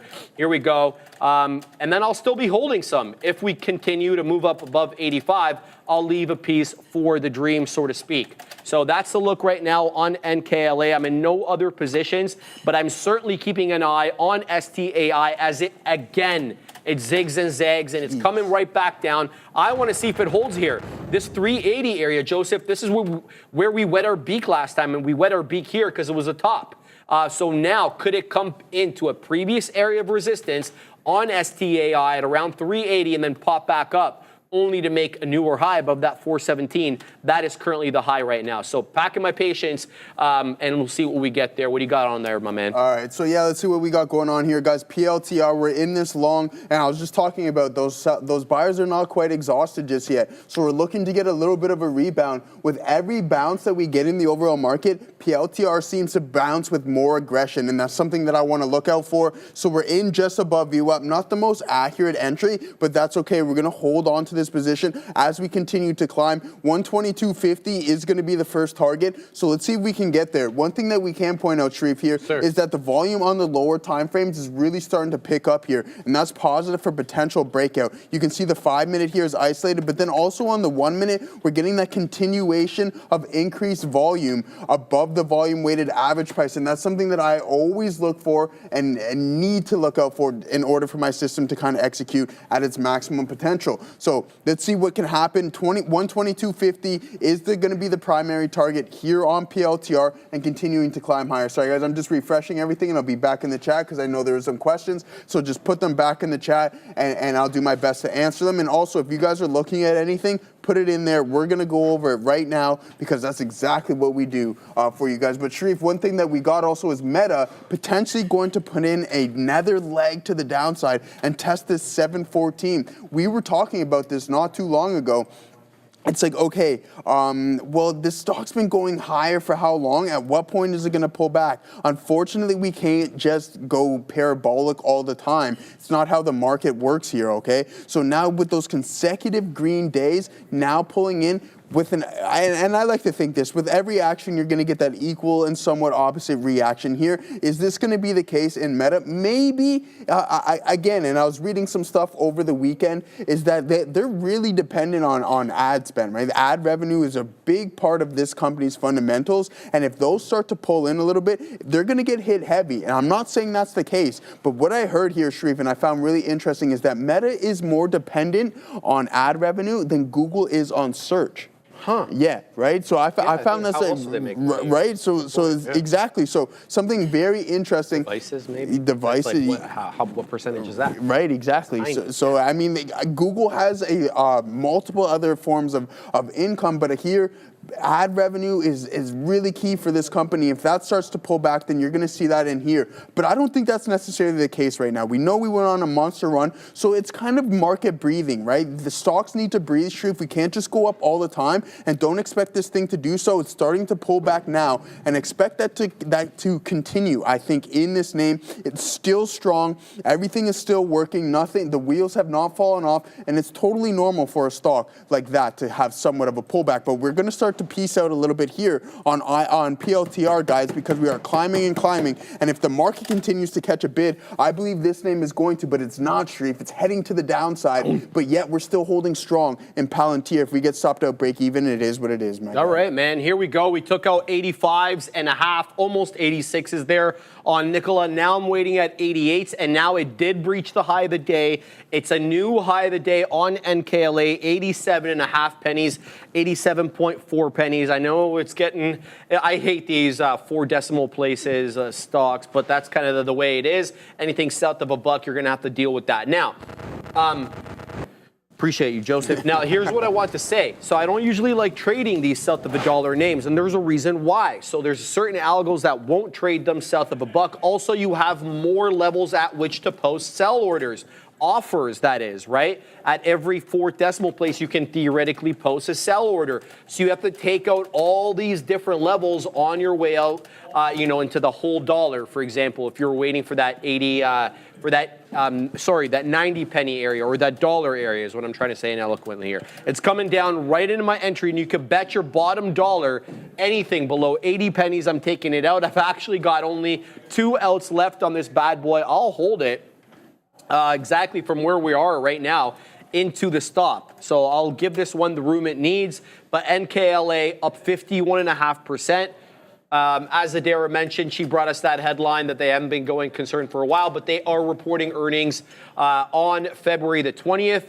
And, it didn't look like such a bad report over here. I mean, especially from what I've been hearing, they're expected to increase revenue to 40.87 million, up from 11.5. I just want to see how much cash they're burning, because we know that with these startups, it's really the cash burn that causes some problems here. They're expecting to post $1.95 a share loss, not EPS. So LPS, loss per share. The current analyst rating on Nicola is hold, and the breakdown of recommendations, so you can kind of do your own research there. So Nkla going to report, I believe, on February the 20th, estimated, they say. So we're not even 100% sure there that they're going to report. So says this article. So we got a couple more outs on this bad boy. We'll see exactly what the situation is. Daniel T. Blackberry short, question mark? You're not going to short a Canadian name. Come on, man. No. Have at it, baby. Short as much as you want. Yeah. Let's see what Blackberry's up to. Okay, interesting. Possible head and shoulders here on Blackberry on the 5. Left shoulder, head, bulbous right shoulder. Let's see if it can break down below that 605. So it's defending that 605, but I'll submit to you, you could find support at 6. So you can get that bottom break from 605 and then find support at that $6 area as buyers may step in. Also, I don't really want to short Blackberry. Have you seen the daily on this? Yeah, it's crazy. Have you? What the hell is this? Man. Obviously, don't make me zoom out anymore, because that's as good as it's going to get. If I zoom out anymore, it's going to look a lot uglier than that, Joseph. There it is. Yeah. So we're all the way down there. But look, a decent recovery here for Blackberry. Again, it's been strong lately. Some good tailwinds behind this company, but I see your point entirely there that this could be an interesting short intraday. Maybe wait for the break of 605 on a closing basis, so set your short at 604. I personally don't want to take it short, but if you're looking for a reason, you lost VWAP, you got a bit of a head and shoulders pattern that I wouldn't put too much stock into, but my concern is its proximity to the whole dollar, right? You could find realistically support at that whole dollar area, and that doesn't give you a whole lot of room from where you're getting short and where you could find support. But that $6 level may mean nothing. So if you get short there, 6 may mean absolutely nothing. Nicola is about to break down below my entry. I'm long at 80 pennies, and it's showing me 81 now. So if it breaks down below my entry, I am getting out there. Lucas Chavez, Sharif, what do y'all think of the USA versus Canada brawls? So the hockey guy, he's over here, and he's got some opinions, and I happen to back him on basically his entire opinion there. And him and I, we often disagree, friendly, of course, friendly disagreements, but I happen to back you up 100% on that. I don't like the booing of the national anthem. I don't know why we have to do the national anthems to begin with, right? Because it just invites opportunities like this. And number two, we're going to get revenge, aren't we? Well, see, that's the thing, right? So, what do you expect? What do you think is going to happen, right? So the first game's in Montreal Saturday night, right? That's prime time is what we want to see. Hey. The Canadians boo the anthem, right? Now we're going to head into Boston on Thursday night. What do you think is going to happen? The Americans are going to boo, especially in Boston, right? So it's just like a revolving door. We love the matchup.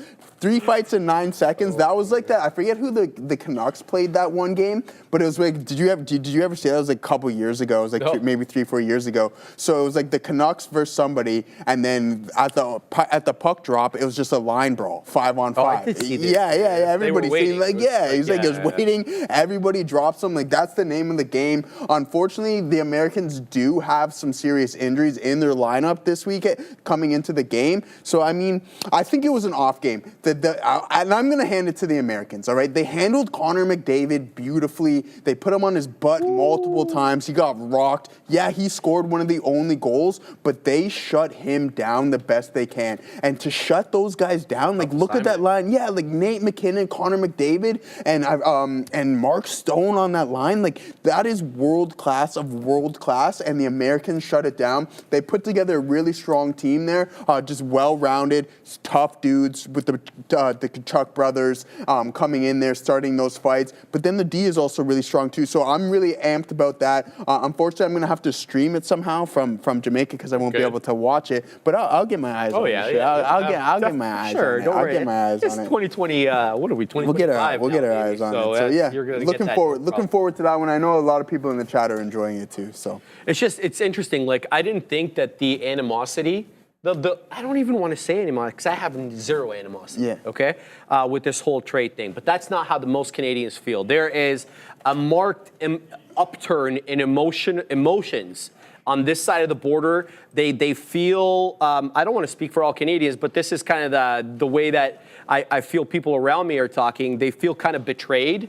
They look at Americans as like cousins, if not brothers or sisters, and the tariffs are making them feel some sort of way and not in a positive way. So I didn't know that this would have spilt onto the ice. It did spill because like you and me or something else, crazy. and the common person investing in stocks, maybe at work, but like I didn't think that this was going to spill into athletics. Man, but it did. It did in a big way. It did. So it just shows you that how much like we are. I guess we're a lot more patriotic than people believed us to be, right? Like we talked about 51st State. Hey. We don't want that. We want to play you guys year over year. Every other year now this is going to happen. So really good job by the NHL. But the fact is, Sharif, surprisingly not, we know that we kind of have that economic turbulence, this tariff war going on. And it led onto the ice. And it led to an absolutely beautiful hockey game and sporting event, which is going to continue on Thursday, which I really like. And I like how you put it that way as well. Hey, too. man, yeah, it's gonna be good times. Yeah, it's gonna be no good matter time. what happens, we're gonna be neighbors. It's just not gonna. I don't think it's gonna change otherwise. Yeah, exactly. Yeah, so it's not changing anytime soon. No. So yeah, there it is on that one. Good luck there, my friend. So let's see what we got going on here on PLTR. Yeah, we're seeing the USA chants in there. Don't worry. Thursday night is gonna say it all. Okay. So here we are with Palantir, guys, continuing to start piecing some out, running into that price target that we're looking for, that 122.50, and we're starting to run into that. I like this. We're gonna continue in this strength. Sharif, I don't know if this I know what you're thinking, and I like the trade plan, but at some point it's like, man, this thing is continuing to go. I think we really need to wait for that turnaround signal to display itself in order for us to potentially put on a short trade here. Let's pull it up from a clearer standpoint, Palantir, and see what we got going on.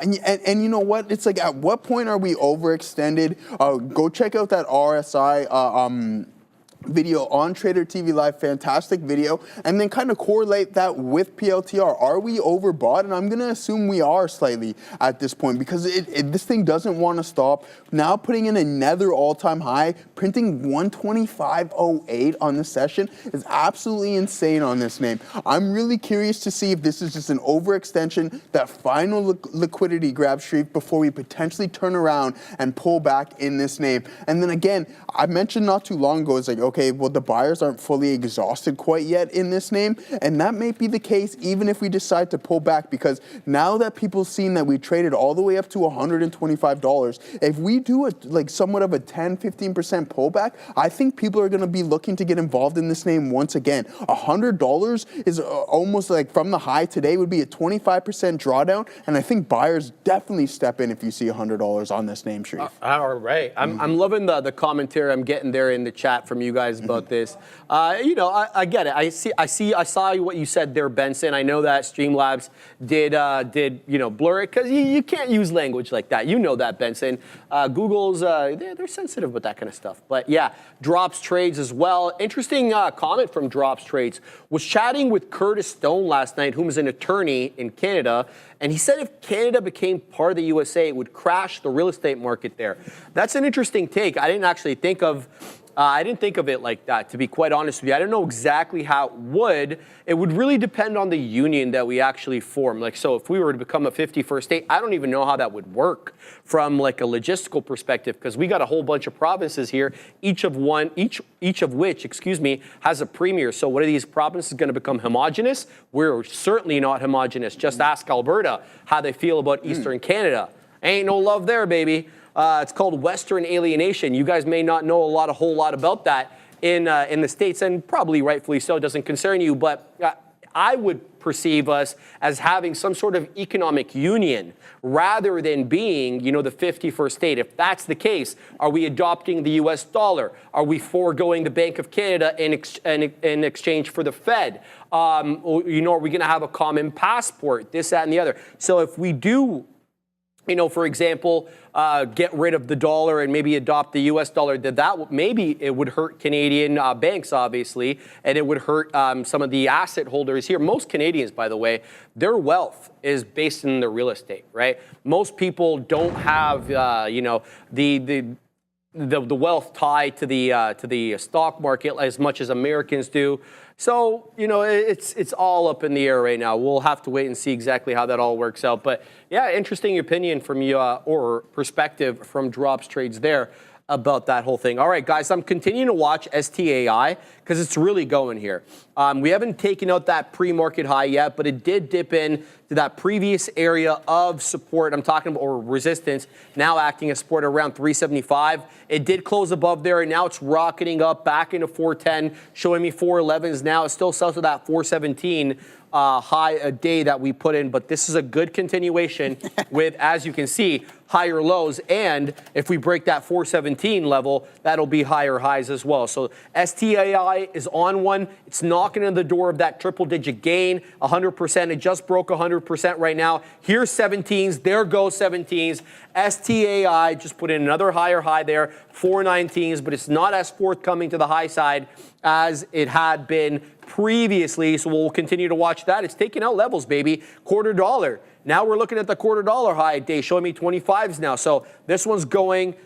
Trade it carefully. Obviously, as I always mention, these ones are around for a good time, not necessarily, though, a long time. So have your resting orders, have your stop for your profit takers, of course, to wet your beak.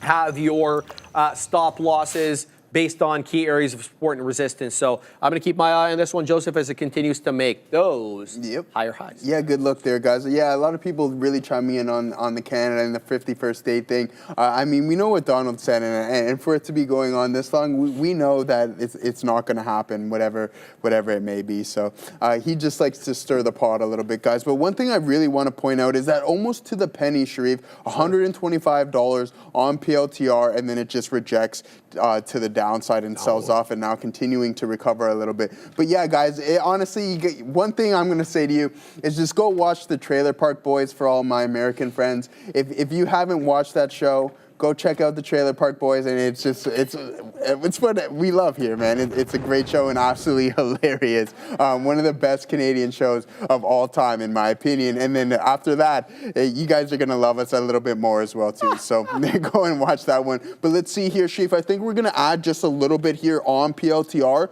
because we are starting to climb and potentially putting in that second leg above the volume weighted average price. But we got to look at the overall market and see what it's doing. One thing that I really like, and I mentioned this before and I'll mention it again, is that on every pop in the indices, we're getting a stronger one in PLTR, and I like that for overall, to gauge overall sentiment.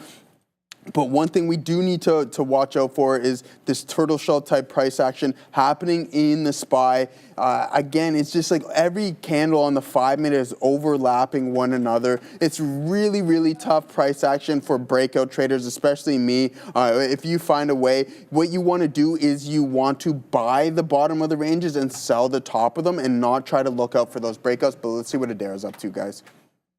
Keep an eye here on Meta, of course. Really notable because it's breaking its 20-day losing or winning streak without any particular catalyst behind it. But I do want to let you guys know we have had some other notes coming from Meta today, not necessarily related to this drop, but I think worth noting regardless. Yesterday, they announced here Project Waterworth, which is going to be its most ambitious subsea cable announcements yet. It's going to be spanning 50,000 kilometers and be longer than the Earth's circumference. So another subsea cable announcement for Meta. But I think more interestingly, in the AI space, Meta did announce they're going to be having LlamaCon. That is, of course, named after Llama, their LLM. And LlamaCon will be Meta's first ever generative AI conference. That's going to take place on April 29th. So Meta announcing LlamaCon as it breaks its 20-day winning streak. Also, check this out on X if you're interested in Chinese ADRs. Pretty timely because we had Baidu reporting this morning. Then we have Baba reporting on Thursday morning. So if you want to see how all of these names have performed since their US IPOs, take a look at this on X at TTV Research. I have another sister or accompanying graphic in the works as well, which is just the performance of the ETFs as well, guys. Back to you. Dara, for that one, always great stuff and great information. But yeah, we got some super chats that we missed out on, guys. Thanks, D-Lo, for reminding me. So Vecna STI, $2. Thank you. I'll write that down. We'll be sure to go over that one. Avocare, Mayo. Can you see sale stock? For sure, we'll look in sale. And then Willis Addison, another $2 super chat. Thank you. Welcome to the USA, my Canada fam, 51st state. Okay, thank you for that one. $10 super chat for you, Sharif. Call me crazy, because I call this a rinse play. Sold some PLTR and SMCI in my long term. Bought them both back at 2.5% and 2% lower for same shares. Raised 2 weeks salary cash for my hero plays. Bang. And D-Love also says he has the majority of his wealth in the NQ, and he's only 31. So there you go. He's ride or die the NQ. I've heard that a lot. Yeah, a lot of people. Because millennials, a great portion of the millennials are priced out of real estate. It's too expensive. What else are they going to do? You know, and we, like, Americans may not know this, but we have a stress test on this side of the border, meaning that in order to get the mortgage from the bank, you have to qualify at a higher interest rate than the one currently offered by the banks. In case rates go up, you're doing the stress test to see if you can handle it. So you realistically, practically have to be able to afford more than what you're actually financing. So they make it very tough. The amortization periods are lower. And by the way, as well, we have 5-year rate guarantee. So if you lock in your rate, it's only guaranteed for 5 years.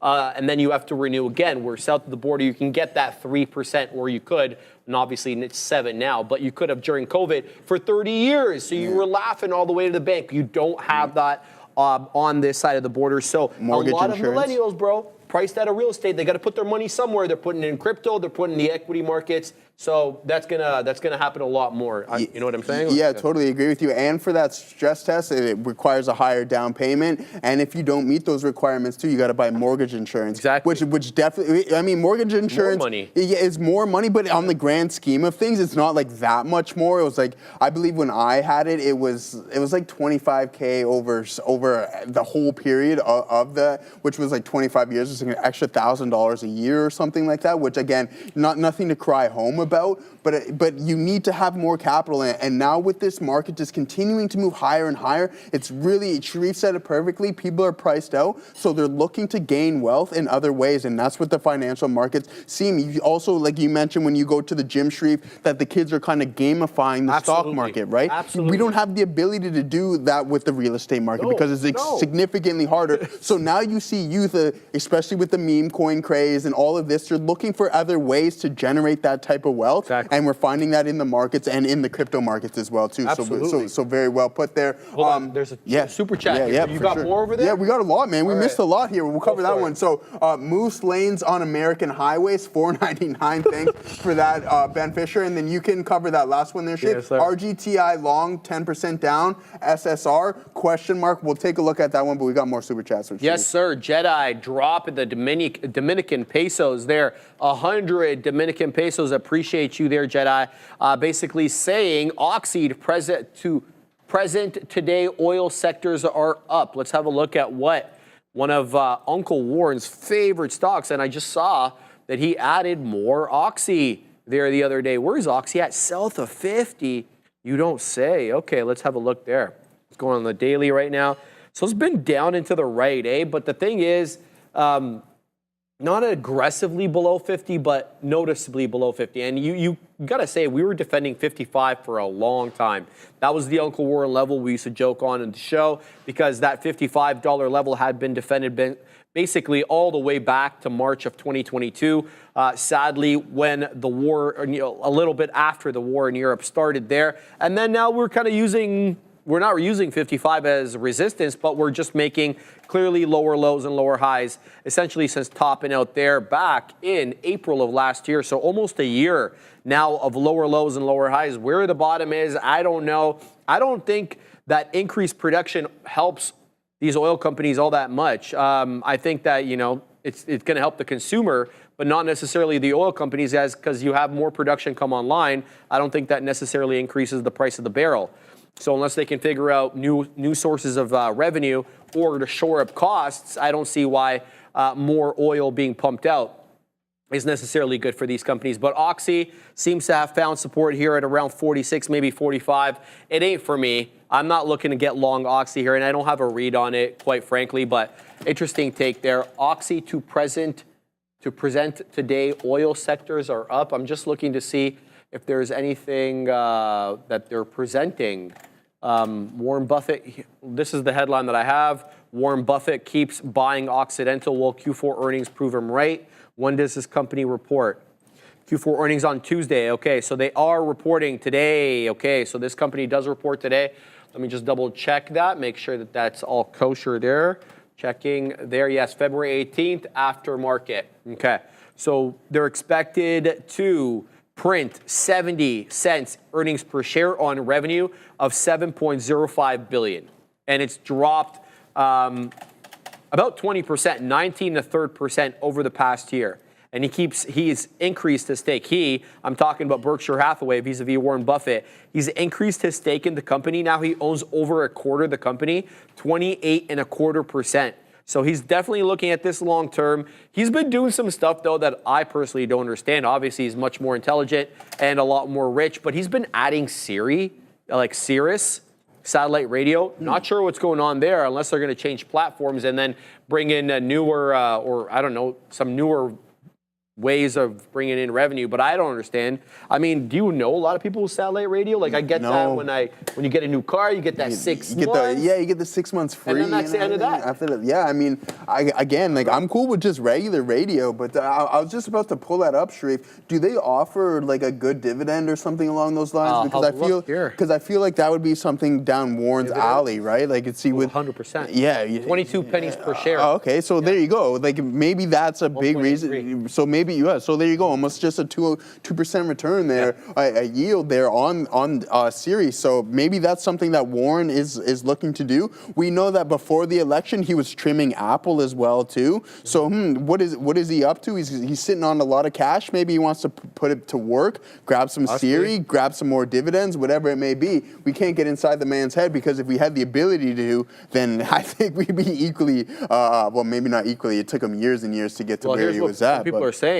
Daryl Finch, he actually says he uses Siri, and that's why he's invested into it. The OG Darwin, Sirius also works via an app. Yeah, I do know that as well, obviously, but I don't think as many people are going to be using. Well, maybe, I don't know how people are using it. I don't know anybody who uses it, so I don't want to chime in on that. But I do know it's available via an app, but I just didn't think that it was a big deal. I know a lot of people are on it, but I think that you can get their streams on YouTube as well. Like, I know Megan Kelly's on it.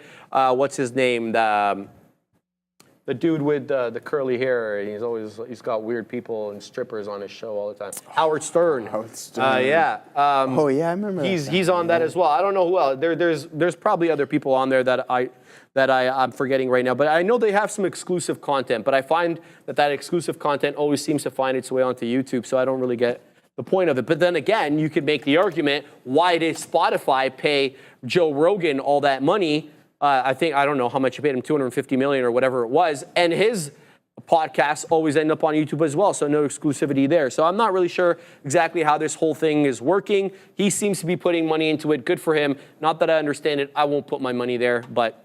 Can can Spotify benefit off the views from the Joe Rogan podcast? I'm assuming so, but they don't have they have ads for the non-premium users, so that makes sense. So if you're listening to Joe Rogan and you've got Spotify regular, you're going to get a bunch of ads. But if you're premium, you're not going to get any ads aside from the ones that he throws onto his show, and that you're not getting away from. So I don't get why they pay him all that money. I don't know. Howard Stern, the reason I bought Sirius stocks. Okay, says Odyssey Fight. So clearly he's got a fan base there that I'm not really familiar with. Compared to AM/FM, it's no contest. Siri for the win. I get all that, brother, but I'm talking about how I consume content in the car, and it's almost always through Bluetooth off my phone. And it's like, Spotify, it'll be YouTube if I really want to listen to something that's not available. But hey, if everybody's listening to Sirius or if they're increasing users, are they actually though? I'd like to be able to see, are they actually increasing users? Let's have a look at what this is saying over here. Let's ask ChatGPT. Yeah, what are you doing over there? I'll ask Chat, see what the situation is with their user base, Joseph. Yeah, sounds good. Yeah, okay, let's see what we got going on here, guys. I'm going to take a little stab here on Bitcoin. iBit is the vehicle that we're going to be using. Took a little just paper cuts, just messing around. But now I really want to emphasize on what potentially can be. We're selling heavy, heading into the bottom of the range, and it looks like we're going to break. So if we crack this 53.50 level, I'm going to get out because there could be some more downside, which isn't very good in this name. We are heading towards some key levels, and it's looking like today is going to be the day where it finally cracks, breaks that 92,000, and then heads a little bit more south. Let's see where we can get a potential bounce on a daily and see what we got going on. All right, we've got to pay some bills, Joseph. Here we got Firefly, baby, with an FDA-cleared proprietary database of over 77,000 brain images. Firefly is transforming healthcare with AI-driven diagnostics, providing a clear data-backed understanding of brain health.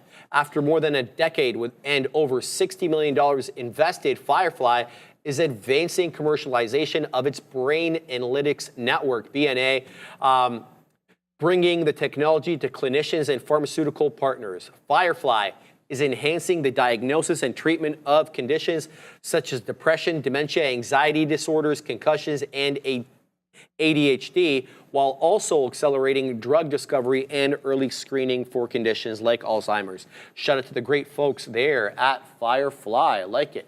All right. Here it is. So over the past 2 years, SiriusXM has experienced a decline in its subscriber base. In the third quarter of 2024, the company reported 33.16 million subscribers, down from 33.97 in the same quarter the previous year. The trend reflects a broader pattern of subscriber losses, with SiriusXM losing about 445,000 satellite radio users in the first quarter of 2024 alone. All right, so I'm not going to go on more into that, but whatever. Maybe they have a plan that I don't know about, or they've got something afoot there. So we'll have to wait and see exactly what Uncle Warren is doing. He seems to know what he's been doing the last few years. So past couple years there, I think he's been he's been doing pretty good for himself. But I mean, yeah, guys, what else is going on, Sharif? I think this is going to be the narrative of the day, and I think we closed out the same on Friday. It was a really strong session, but it seemed like it was a struggle to climb to those all-time highs, and I think that's the case. One thing we can look at here, though, guys, is that this trend is still somewhat intact, right? So we're not going to hit the panic mode yet, but is it breached right now? Potentially. So we're going to look at these touches on this trend line. So we got 1, 2, 3. We can classify this as valid. Now we're on the back side of this. Are we going to come back up and test this 540 level and then take another leg down? I think with today's session, this might be in play, and it's looking like it might happen, because we can't crack the volume weighted average price and sit on top of it and hold it. So what this is telling me is that we're possibly just accumulating and looking to distribute on the downside here for the session. And again, I tried to continue in that long, but it's really tough when the market is in choppy price action. Every 5-minute candle essentially overlapping one another without any specific direction, with the exception of the opening drives. But the past couple hours, Sharif, it's not really good for breakout trading, because again, just range bound. So that's where you want to kind of just maybe, again, I don't do this from an intraday perspective, but for those who do, and I was actually watching a video a couple weekends ago on zero DTE condors, so zero CODT iron condors is essentially just a strategy where we believe that the underlying asset is going to close within a specific range. So we have our short call up here and we have our short put up here, or down here, sorry, and then you just expect that underlying asset to trade and close in between those ranges, and that's how you profit from that. And I think that's going to be the case here on today's session, because we're now on the tail end of earnings, with the exception of Nvidia coming up next week. There's no really big names that are going to drive the market in a specific direction, so just be prepared to be a little range bound, I think. All right, guys, I've got nothing on right now. Nothing is setting up in the way that I like, so I'm going to have to pack my patience right here. GCL was looking like it was going to hold VWAP, but that idea has since lapsed because it broke VWAP decidedly. Now it's at around 7 1/3. I'm not trading this unless and until it reclaims VWAP. The only one that's actually setting up appropriately is STAI. It's been bouncing off the 10 exponential. It has breached it on occasion. So if you're basing your stop on the 10 exponential, you've been disappointed because you've probably got stopped out unless you were smart enough to punch right back in there, as it did not close below the 10 exponential. Now, there's really no way to, that I know of, to basically tell the program only sell if it closes below this price. Maybe you can set up an API or a script that uses the API for that, but not one that I have. In any event, we've been putting in three lower highs now off that 441 touch, but that's the bad side of things. The good side of things is we're still putting in higher lows. So if you look at the wicks of each successive candle, they're higher than their predecessors, at least for the most part, with every successive trough being a little bit higher than the previous one. So STAI looking good. I'm also keeping an eye on SoundHound. SoundHound is coming into that volume weighted average price at around 1127. It's showing me 1133 right now. Not exactly a glowing endorsement for a long. It's been putting in lower lows and lower highs since 1105. That's almost 2 hours now of selling on SOUN. So maybe your thesis can be that we catch a bid finally. Nothing else really over here. Nkla breaking down as well below VWAP. So happy I got out of that one with some profits. Where is that one at? Nicola, there we go. As it broke down, so I got out for the remaining amount there, break even on my my entry right at 80 pennies, and happy I did that because it really dropped 10 more pennies since I got out from there. So Nicola below VWAP right now, no longer tradable under my system. I'm looking at my scanner to see if there's anything new. I'm seeing DATS just made high. So we're going to get rid of ALLO because that's doing bupkis, and we're going to throw in DATS. Now, DATS is a former runner, one that I know about, and one that I can automatically tell you the range per candle is going to be quite wide. So this is the daily on DATS, and right away, when you look at the daily, you can automatically tell it's a former runner. It has these huge outsized wicks after having long swaths of basically dormant periods where it did nothing. So that's basically what I call a runner. Now, what I mean by the range per candle is it has a wide range per candle, is that, if you were to average out the candles there and you say, okay, what's the average price range for this candle or candle on DATS on the 5-minute? Well, it's quite wide given the price. 332 to the high side over here, 358, so about 25 pennies worth of range. And you see that repeat over and over because a lot of these candles have long upper and lower wicks. Now, based upon how it's trading, I can just tell you it's a spready name right now. So let's load it up on the trading screen over here. As I mentioned, we're going to get rid of ALLO. So not a bad spread currently, 3 pennies. I bet you was wider at certain points because I was seeing this thing jump from 50s to low 40s quick as you like. So right now it's not bad. It's a 2-penny spread. It's suffering, though, from a lack of volume. So it's a $3 name, so it should have some volume under its belt.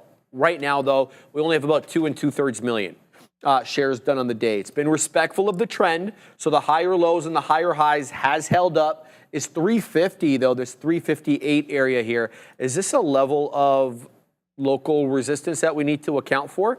So I'm zooming out over here to see exactly if we've cleared it. Yes, we have. So look at these 2 days over here, February 7th, February 10th. We topped out at around low 340s. We're at that level right now, that low 340s level. But we breached it when we got up to 358. So my look is, Let's see if we can hold above this level. In fact, let's see if we can hold above 350 to see if we can kind of leave that support back there and kind of look towards the higher lows and higher highs. Adara, though, does have something for us at the big desk. I just looked into DAT chats because I wanted to know why it was necessarily moving. I'm going to check the time on this. Yeah, so this came out before the open. So this is actually a pre-market catalyst here for DAT chats. Around 8:30 a.m., it came out that apparently the company received a patent in Mexico.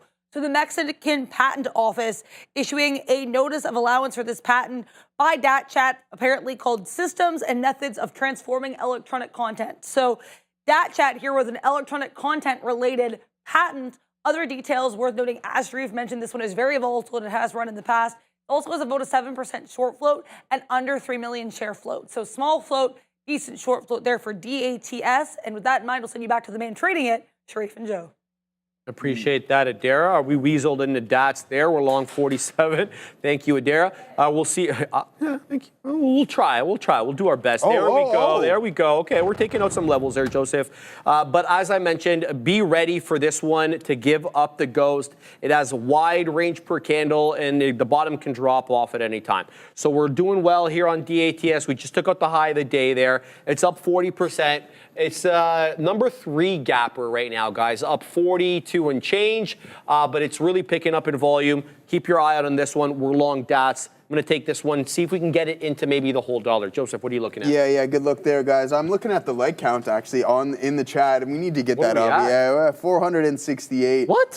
Yeah, with 4,300 people. Yeah, it's done. We got to get that higher. Yeah, let's get that up. He's done. He's gone. He's out of. He left last week, too, on me when I said I didn't like the Rocky movies. It was gone. Bro, you crapped on the Rocky movies. I didn't You crapped on Sylvester Stallone as an individual and as an actor. Yeah. Like, who you want me to just sit around and take it? Sit here and take it, eh? Yeah, sit there and take it. Yeah, I mean, no, all jokes aside. But yeah, thanks, guys. Much appreciated. Let's get those likes up. They're starting to flow in now. Much appreciated. We go over the stocks that you guys want to talk. Yeah, so thank you, guys. Let's talk a little bit about Rigetti. Sharif, we know what this thing was doing. I want to talk about what you liked growing up. What were your favorite hero movies, bro? Hero movies? Yeah, like action hero movies. Like Spider-Man. Spider-Man. Okay, yeah, so you go down that path. Yeah, I like the Marvel universe because I think it started to really take off. I don't know, like regular humans. Like regular human movies. Yeah, like not like mutants. Wow, that way to put me on the spot. I like a good picture though, dude. Like fair. For me, I like movies. I don't know if anybody's familiar with the production. It's called A24. Are you familiar with A24? Adara knows. Yeah, see, everybody's going crazy about that. So like anything that A24 puts out is honestly gold to me. Okay. So yeah, so like everything Andre agrees again, and Adara likes them. So I really like this. There's this movie called American Honey with Shia LaBeouf and some other actors. It's one of my favorites. But again, when I was a little kid, artistic guy then, I like that stuff. Have you heard of a movie called? What's wrong, Adara? Well, of all the A24 movies, I was not expecting that one because there are some A-list. There's some. I was not expecting that one. I'm not going to lie to you. But it's good. Yeah, no, but Adara, like I See the TV Glow. Did you see that one, Adara? That was pretty. That was good. But again, like movies like Simon Birch. Are you familiar with Simon Birch? Again, this is an older movie. I think it's Kevin Costner. It's A Perfect World. Oh, that I know. Yeah, right. Okay, like those are things that my grandpa introduced me to, and I watched them and I like them. You know what I mean? So yeah, I like a good film. But A24, that's my stuff, man. All right, man. I respect that. Yeah, all right. Gain a little respect off the Sylvester. Hey, man. Someone's like, hey, I seen in the chat. Someone's like, Joe, got to tell me that none of the boxing movies are real. But what I was referring to, I like the documentaries. You know what I mean? Yeah. Like, I like to see a good documentary, guys. American, there you go. So nice, Andre. That I have to agree with. There you go, guys. So let's see what Adara's up to. See, we're here of Tesla, TSLA here. I'm seeing reports here from CNBC that says about 5 minutes ago, apparently a law firm representing Elon Musk and Tesla has drafted a proposed legislation that would overhaul Delaware corporate law when it comes to Elon Musk's pay package. In case you missed it, late last year, or I guess early to mid last year, we basically did have that Elon Musk's $56 billion pay package voided by a chancery court in Delaware. Now, apparently, Richards, Layton, and Finger, this law firm representing Tesla and Elon Musk, is apparently looking to work on legislation that will overhaul that ruling. So some legislation pro-Tesla and Musk in the works, apparently, from that law firm, guys. Keep an eye on TSLA. This $56 billion pay package could even be impacted by this new legislation. Again, just a report from CNBC. Nothing is confirmed. Back to you. Very interesting. Very, very, very. Yeah, that definitely is fascinating. We'll have to just wait and see what the situation is there separately. Just on some Tesla headlines, I noticed today that they are picking out showrooms now in India to be able to sell their cars. Obviously, in India, he did meet with Prime Minister Modi, I think a few days ago, Joseph, last week. Second meeting, obviously, they had one last year as well, and they're hiring now Indian employees as well, probably for the showrooms and to be able to sell.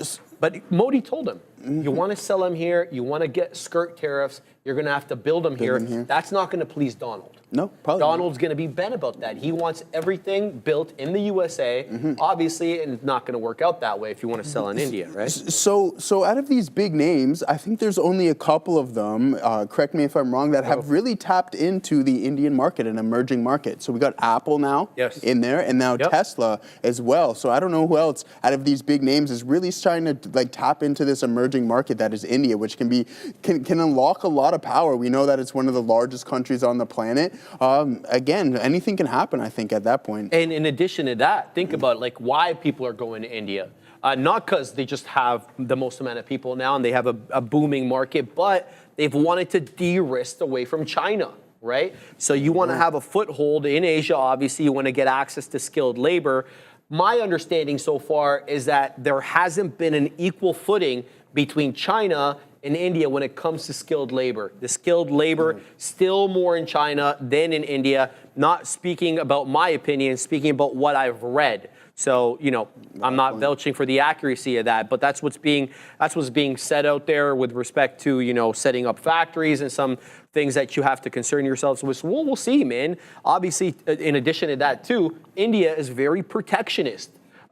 Very similar to Canada, where we like to protect our industries. And so if you want to get access to the local market, and if you assume that their population is going to have more buying power as their economy grows, you're going to have to build stuff there. So not just to de-risk away from China, but to actually get access to the Indian consumer, you're going to have to benefit the Indian population.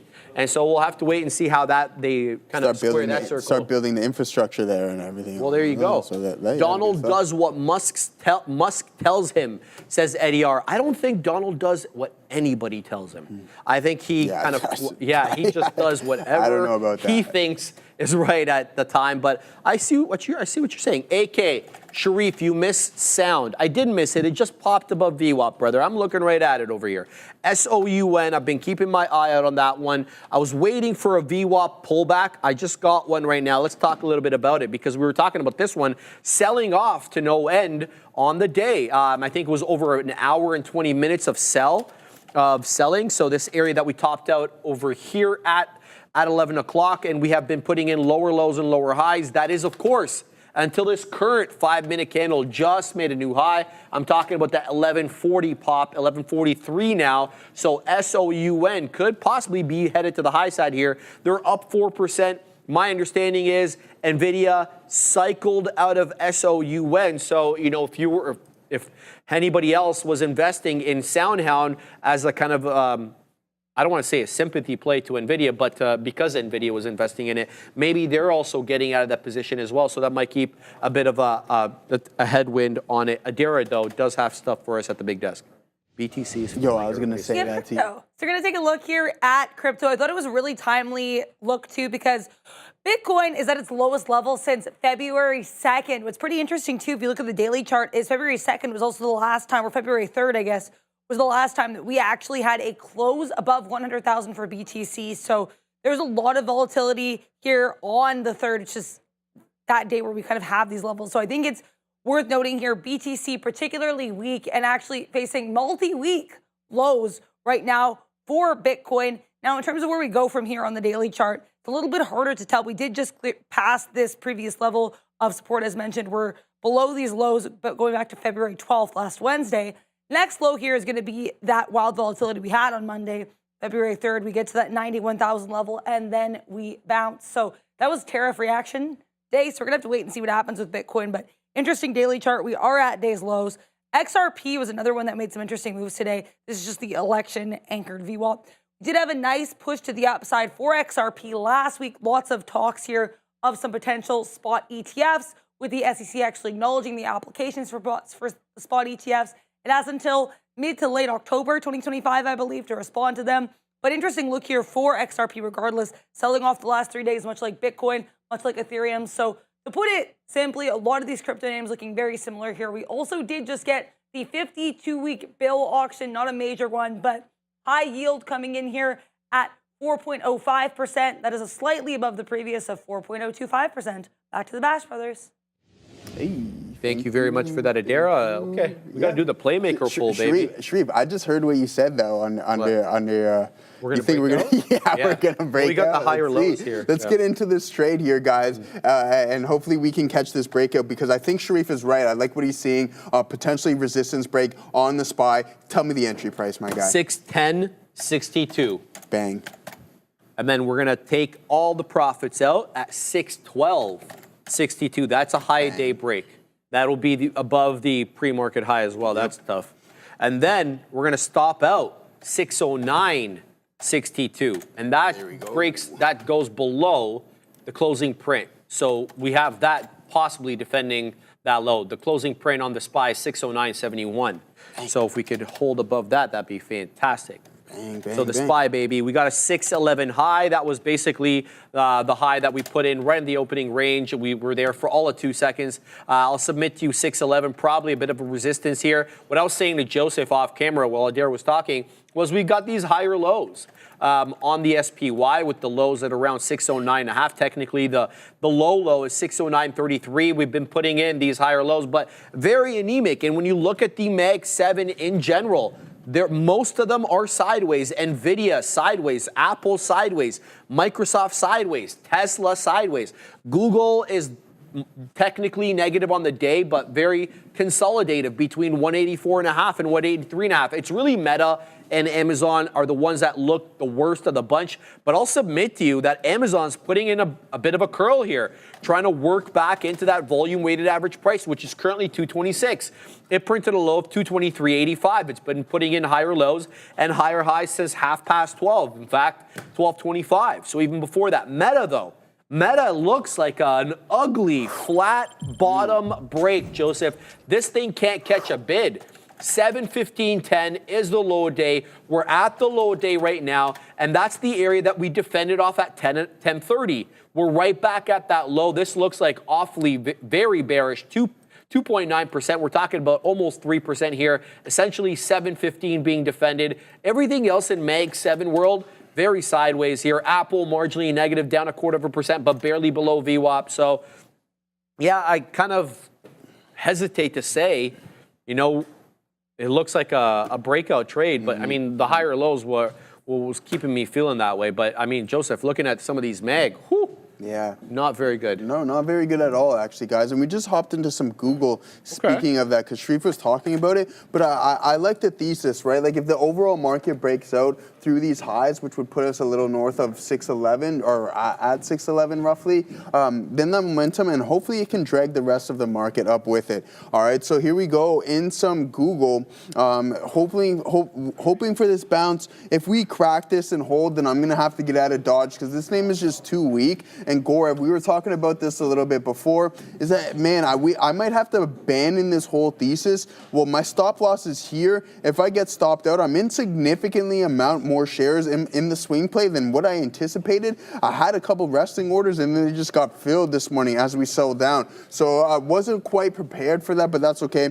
We're able to move on the fly. We're able to kind of articulate whatever we need to, be in prompt, and I think that's what's going to be the case here on the session, because it looks like it's really weak and it doesn't want to bounce with the overall market. So Yeah, Google, not quite ready to turn around. I was a little skeptical on the play in general, just because we never got that isolated volume for that turnaround and etc. So exactly, Gore, if it's not giving us what we need, I'm in it right now. I'm fully sized in, maybe a little bit too early, and that's okay, because I'll just get out. And unfortunately, it's going to wipe away some of my Nvidia gains, but we'll be able to put on another trade that works for us. So we'll continue to watch out for that, guys. But Bitcoin is really, really tanking, super weak, avoiding that. Don't want to get involved in weak names because I do like trading to the top side. But one thing that is strong and continues to be strong, printing in another all-time high today, guys. Absolutely insane this name has been for the past couple of months, is Palantir, and putting in, like, I just can't believe it. I think at this point, it's like, okay, this is just overextension now to the extreme. If someone can give me, I'm going to hop out of this Google, guys, don't like it, not going to try it anymore, but if someone can give me what the RSI is sitting at on Palantir, and if we're extremely overbought, which I think it may be the case, with the overall market starting to come in, and chopping around the highs, but this thing just leg after leg is printing new all-time highs. A stellar earnings report, we can't deny that. The growth is in this company, something that I look for. Beat on EPS, beat on rev, great for the name, but now coming back in. Let's see if this is going to be the turnaround day. And I kind of want to correlate it, and I don't think it's the same extreme, but one thing that I want to point out here, guys, and I'm going to pull up Advanced Money Destroyer here. Haven't called it that name for a while, because honestly, it hasn't even been on my radar. I'm not trading this name because of the primary trend that it's in, and it's had the inability to break through, come out with that extremely strong catalyst, say, hey, this is going to turn this stock around, and it hasn't done so, so I haven't been trading it. But I want to kind of compare this move that we're looking at with Palantir in AMD.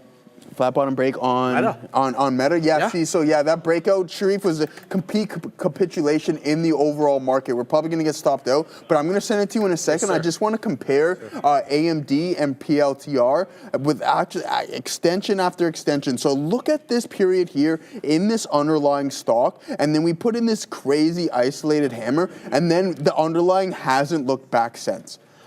I'm not going to compare the two companies because I believe it's apples to oranges at that point, but here you see this breakout earnings report continuation. Look for that indecision. We're not quite getting the volume, but we're overextended. Look for that indecision at an extreme high.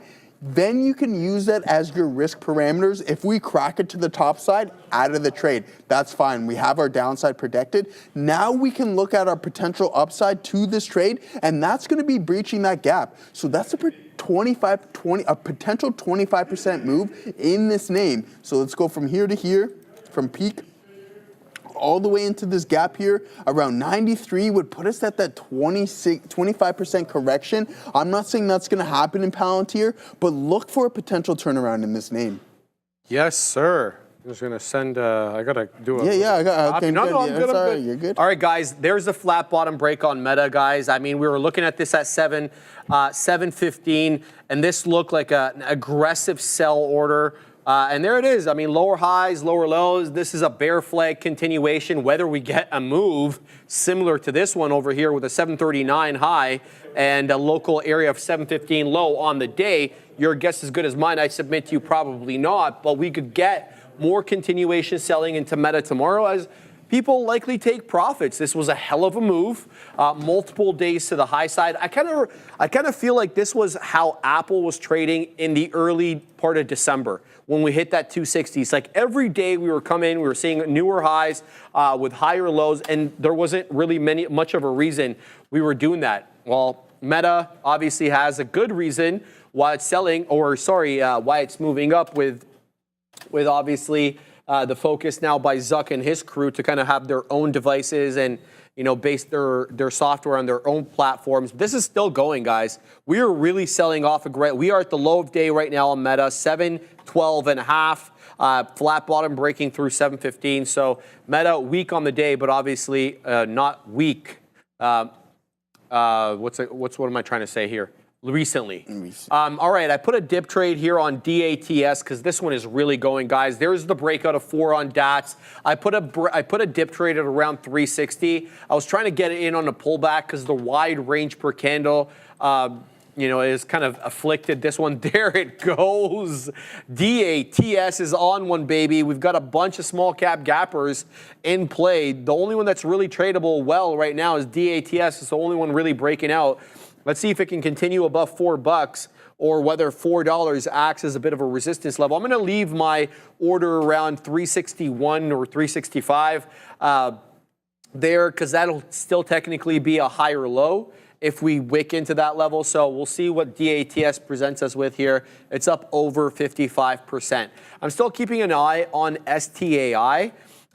Despite the fact that it's now well off that 441 high, it's below $4, but it's still, defending this 375 area. And, we've had a lot of support at 375. Initially, we had a resistance at 375. So if we catch a bid around that $3 3/4 area, I don't mind picking it up off there, but it's going to have to prove to me that that area is support. So STAI on one to the downside right now, but it'll have to hold this here we are. We're at 375 right now. Decisions. So if I get in here, VWAP is at 357, 358. So let's see if we get that bounce off that 370 area. We're really not catching a bid right now anywhere. Down into the 360s we go. Yeah, this is interesting here on STAI. Just trying to make the decision live with you guys. We have this area low. Obviously, it wicked below that 375. That's fine. It got bought up quick as you like. It's not getting bought up with that same aggression this time. You can see kind of just wick down there, then it was bought up aggressively. I feel like we're probably going to trend down a little bit more, just given the fact that we're trading at the lower end of the range of the candle and we're not really getting bought up with any aggression. So let's see if this one wants to pick up. Otherwise, I could be persuaded to pick it up at VWAP. Let's see here. Yeah, I can get in here for a bit of a bounce play, and then what I'll do is I'll give it to 364. So it'll have to hold the level. Otherwise, we want no smoke with this one. So let's layer the orders, see what we get, and we won't get upset on STAI. If I get stopped out, I'll look to get back in at the volume weighted average price. Otherwise, it's all good. We'll keep an eye on DATS because DATS is continuing to go. So it looks like it is defending for now. For now, it's got a 413 high, hasn't been able to take out that level quite yet. The 10 exponential, I should let you guys know, on DATS, 365. Wow, that was quick on DATS. Look at that selling, bro. It just takes forever to move up, and then that's the kind of reaction you have to put up with. Aggressive selling right now on DATS. I still have that 61 order sitting there still. Let's see if that comes into play. I'll leave that one active. VWAP on DATS, 356. The 10 exponential is 65s. We're showing 75s right now, so it is defending that $3/4 area for now. Big sell-off there as it does look like it rejected $4. Even though it did weasel up to 413, it doesn't hang out there for all that long. So that's selling off, Joseph. Yep. It could be an interesting pickup right here if it does catch a bid. What are you looking at? Yeah, one thing that I want to point out, Sharif, that I liked is that you're saying, it took forever to grind and then it sells off, right? Yeah. Engulfing that whole move that it did in a matter of minutes. Now let's compare that to Meta right now. Look at this, Sharif. Bam, 1, 2, 3, 4, 5 sessions engulfed by one day now, okay? So that's what you kind of get. You get that stair step up and then out the window on the downside. Like, don't even take the elevator. We're just throwing it out the window, and that's what's going on here in Meta. I'm not saying the stock is garbage. Trust me, that's not what I'm implying. But what is really tough, and a lot of traders have gone through this, you sit in a trade, you're grinding higher, you're about to hit your price target, you've been in it for a couple of hours, and then boom, a sell program steps in, engulfs that whole move to the downside, and all those unrealized are absolutely gone. I've gone through it multiple times. Sharif said the exact same thing. Oh, yeah. And then people in the chat are probably going to be like, oh, that's happened to me countless times, and expect it to continue to happen. The market isn't going to change. And that is exactly the case here in Meta.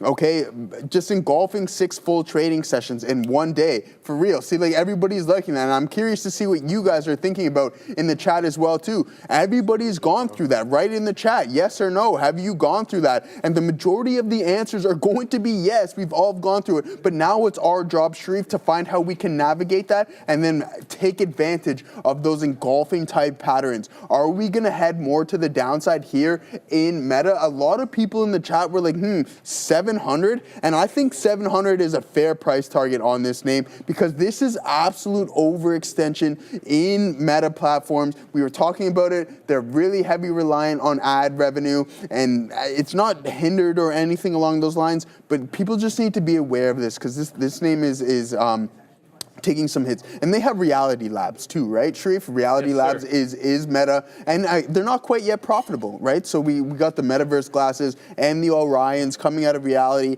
and they haven't really hit the ground overly running just yet. Do you know anybody with the Orions?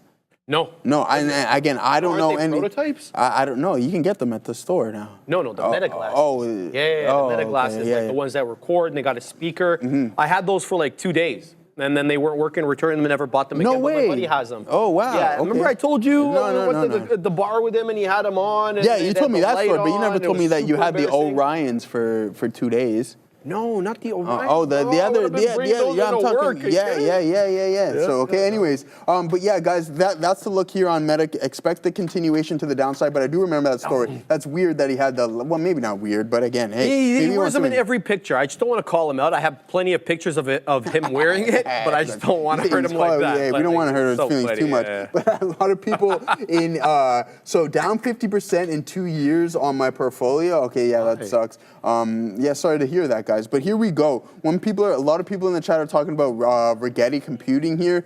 These guys aren't making any money, I'm pretty sure. So keep that in mind. And also heading to the downside, inability to construct a new high, not even test it. About 70% of that gap was filled and then just absolutely rejected it and headed it back. But guys, let's see what Adair's up to.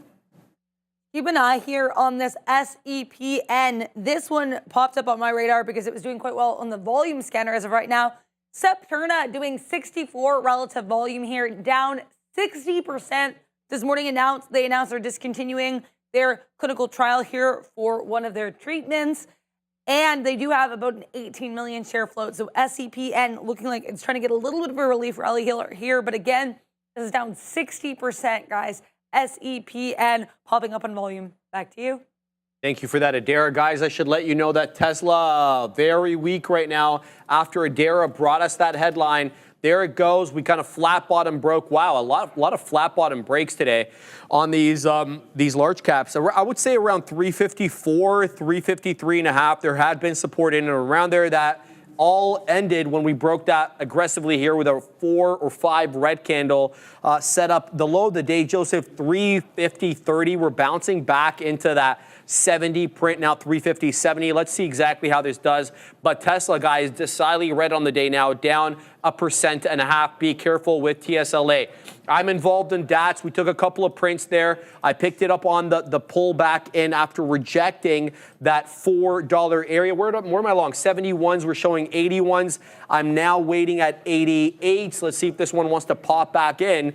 Maybe it can take out that 80 level. I'm going to set up in the 90s as well. Low 90s we go. Let's see what DATS does. I'm also still involved, as I mentioned, with STAI. It's holding the level 4 now. I'm not that confident in it.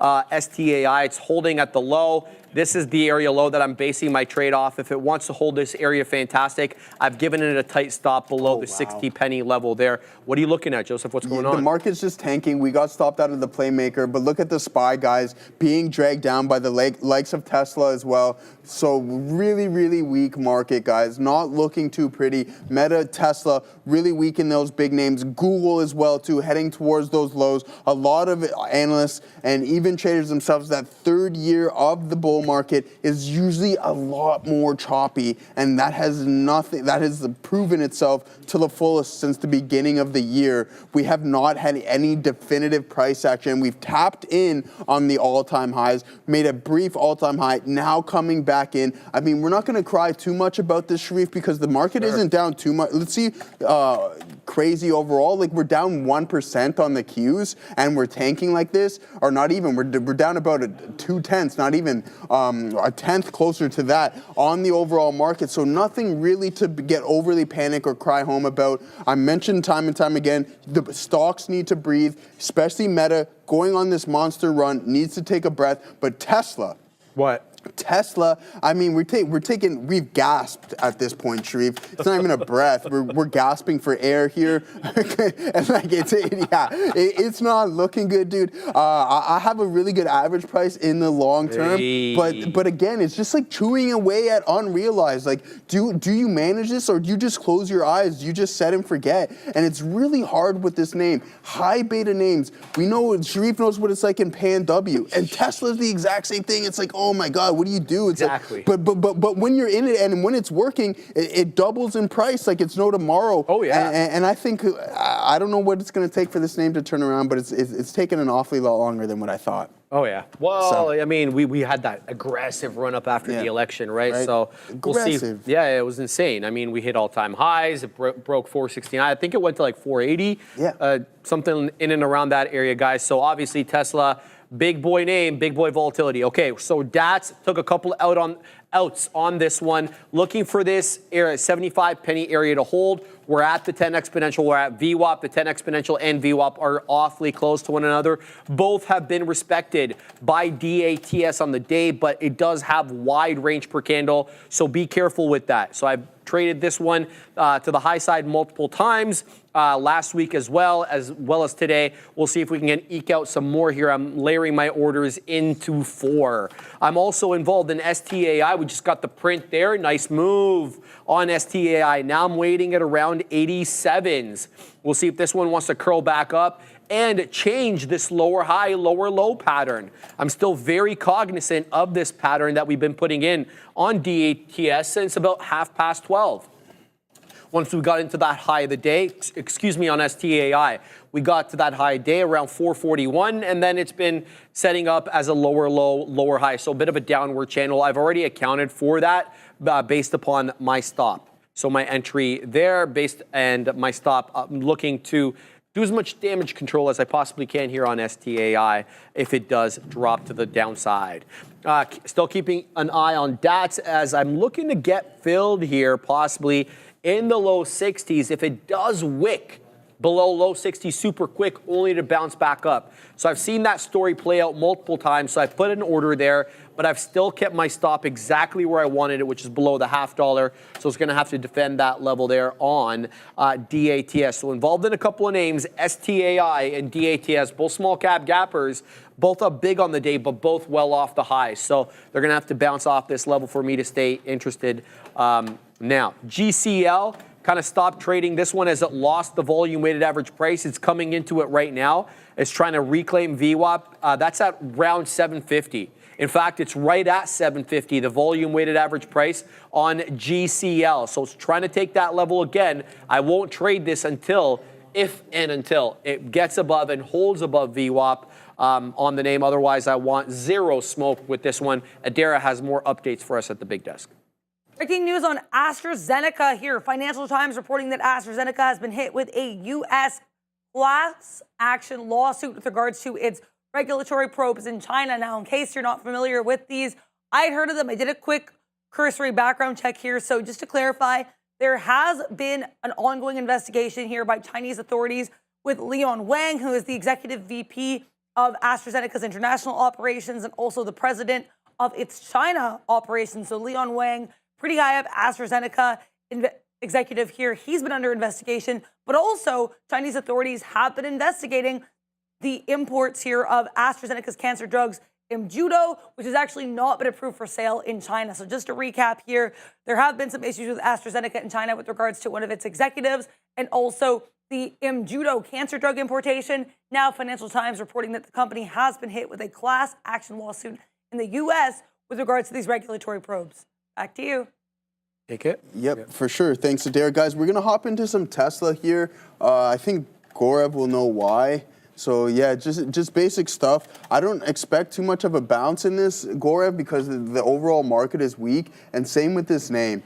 So we were just talking about it not too long ago, but why I'm in this hammer at an extreme low, it's not isolated, nor is the volume by time signature. So we really have to expect that this pullback isn't going to be very deep at all. If we hit the 253, I think that's going to be an absolute bonus. I'm going to be looking for any sort of pop on TSLA around that 1990, in between that 1980 and 1990, and then look to take the majority off. If we continue, then we can add into the position and let it work. So, but again, just really, really weak sentiment, not expecting too much of a pop on that name because it's just continuing to the downside and the market is really weak too, guys. Let me know in the chat. What are you guys looking at in the chat? Put it in there. We're going to go over some names. We were talking with Rigetti not too long ago. Why I don't really want to get involved with this. I do believe there's going to be some more downside. We're talking about the third year of a bull market and how you kind of get this choppiness in the overall, in the broader market too. I think Nvidia on the 26th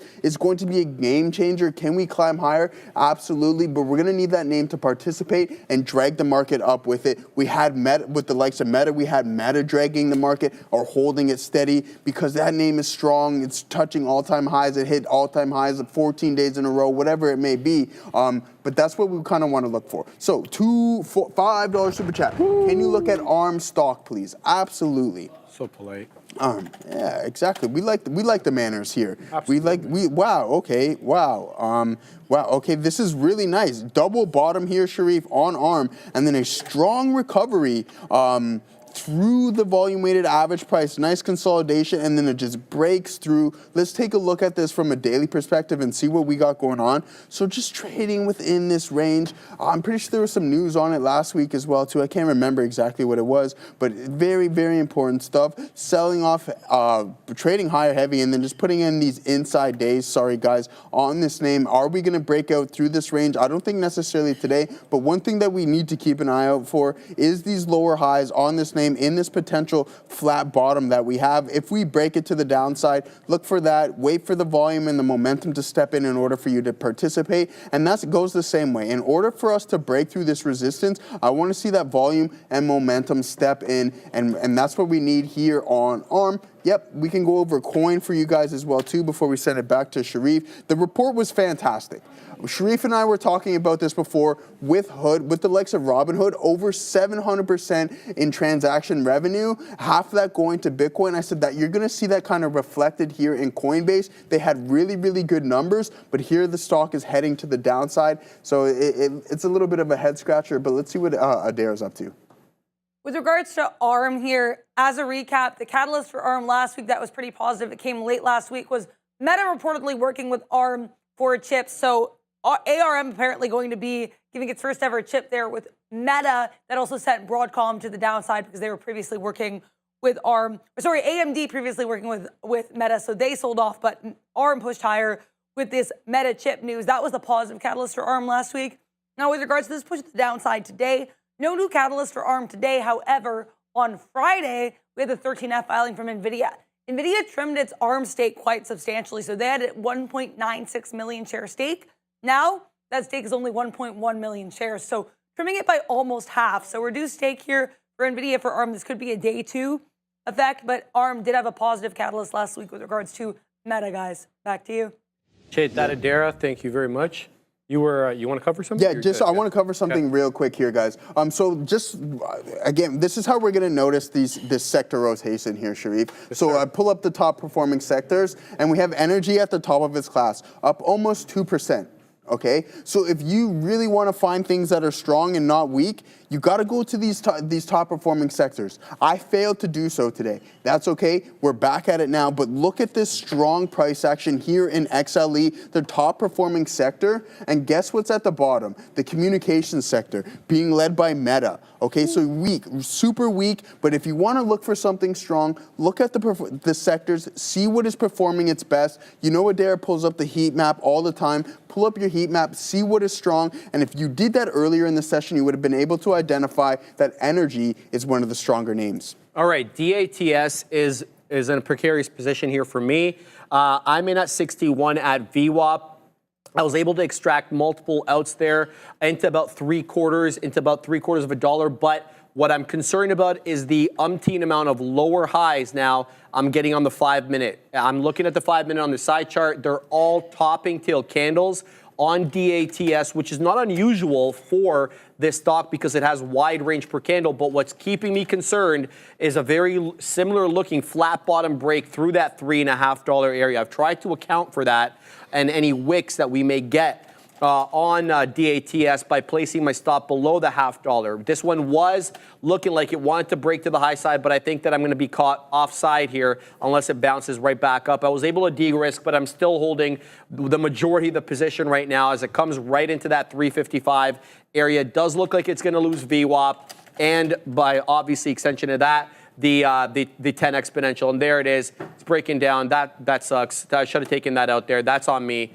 So yeah, we'll get back some there on DATS, and I had way more size on this entry that I did the entire time. So a little disappointed in myself there. Now, the one that's doing well is STAI. So we've taken out multiple outs here at that $0.75. Now I'm waiting around 4. So nicely in the money on this one, but this one probably will have a bit of a resistance area right around that $4 area on STAI. It was a strong one earlier. It's up still 90%. Not a bad look. I have way less shares on this one than I did on DATS. So a little disappointed in myself on that one. Definitely should have been doing a little bit better with position sizing and and really noticing that the lower highs were in control rather than the defend of the volume weighted average price. So keep an eye on DATS. If it wants to curl back up, we'll exact some revenge on this one. There it is. Now we take out a little bit there on STAI. So good trade on this one as this one continues to curl right back up. There goes 4 on STAI. Let's see if this one wants to continue possibly into that high of day, 441. That's the high. So does respect VWAP. It doesn't even make its way down to VWAP. In fact, STAI found support at around 3 1/3. And that's no, I didn't get it exactly there. I got the $0.25, but pretty close to the bottom there. It had been on my watch, that 370, 3 2/3, simply because it had rejected it prior over here where we took everything out. And once we got above that level, look how it bounced off that level yet again. So I took my shot, and this one, it did end up holding up. So STAI, not a bad look, but disappointed with myself with how I traded DATS. Definitely could have had a winner on that one. Now we're negative on it. So yeah, you win some, you lose some on this in this game. So keep tabs on that. Let's see what everybody else is talking about. Trading. How do I say your name? Let me have a look there. So trading. Where is it at? Trading with Ray. $4.99 super chat. Thank you very much, my man. Swings on Meta. Joe Sharif. Let's have a look. Did you cover that one? No, I did not. Okay. Because you were talking about Meta. Let's have a look at Meta on the daily. So Meta has been so strong on the daily. If you were to get in here, I would feel uncomfortable telling you this was a long, just based on how strong we have been on Meta. Yeah, man, this was a monster level here at around 640, the breakout level, because we have been rejecting that level for a while on Meta, going all the way back to mid-December. Yeah, I can't in good conscience tell you to take Meta swing long here. And maybe this is a great entry. Maybe maybe this is the best entry we'll have in a while on Meta. Maybe 700. We're awfully close to 700. Believe it or not, we were at 740s today, almost 740s. We're definitely at 740s on Friday. And now we're talking about barely holding on to 700 with a 708.83 low. Yeah, I just can't tell you to do that, brother, just because it's been so strong lately. I would feel comfortable saying, yeah, go long on Meta for a swing there. Did you look at ARM? Yeah, you did. All right, sounds good there. All right, we're going to cover more of that once we are done paying some bills, Joseph. Pay some bills.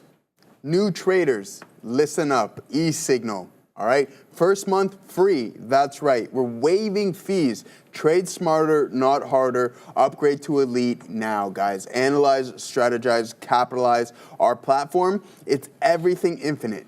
Data, instant trading, lightning fast market insights, game-changing charts. Predict with back-testing reliable real-time data. Global markets at your fingertips, all in one platform.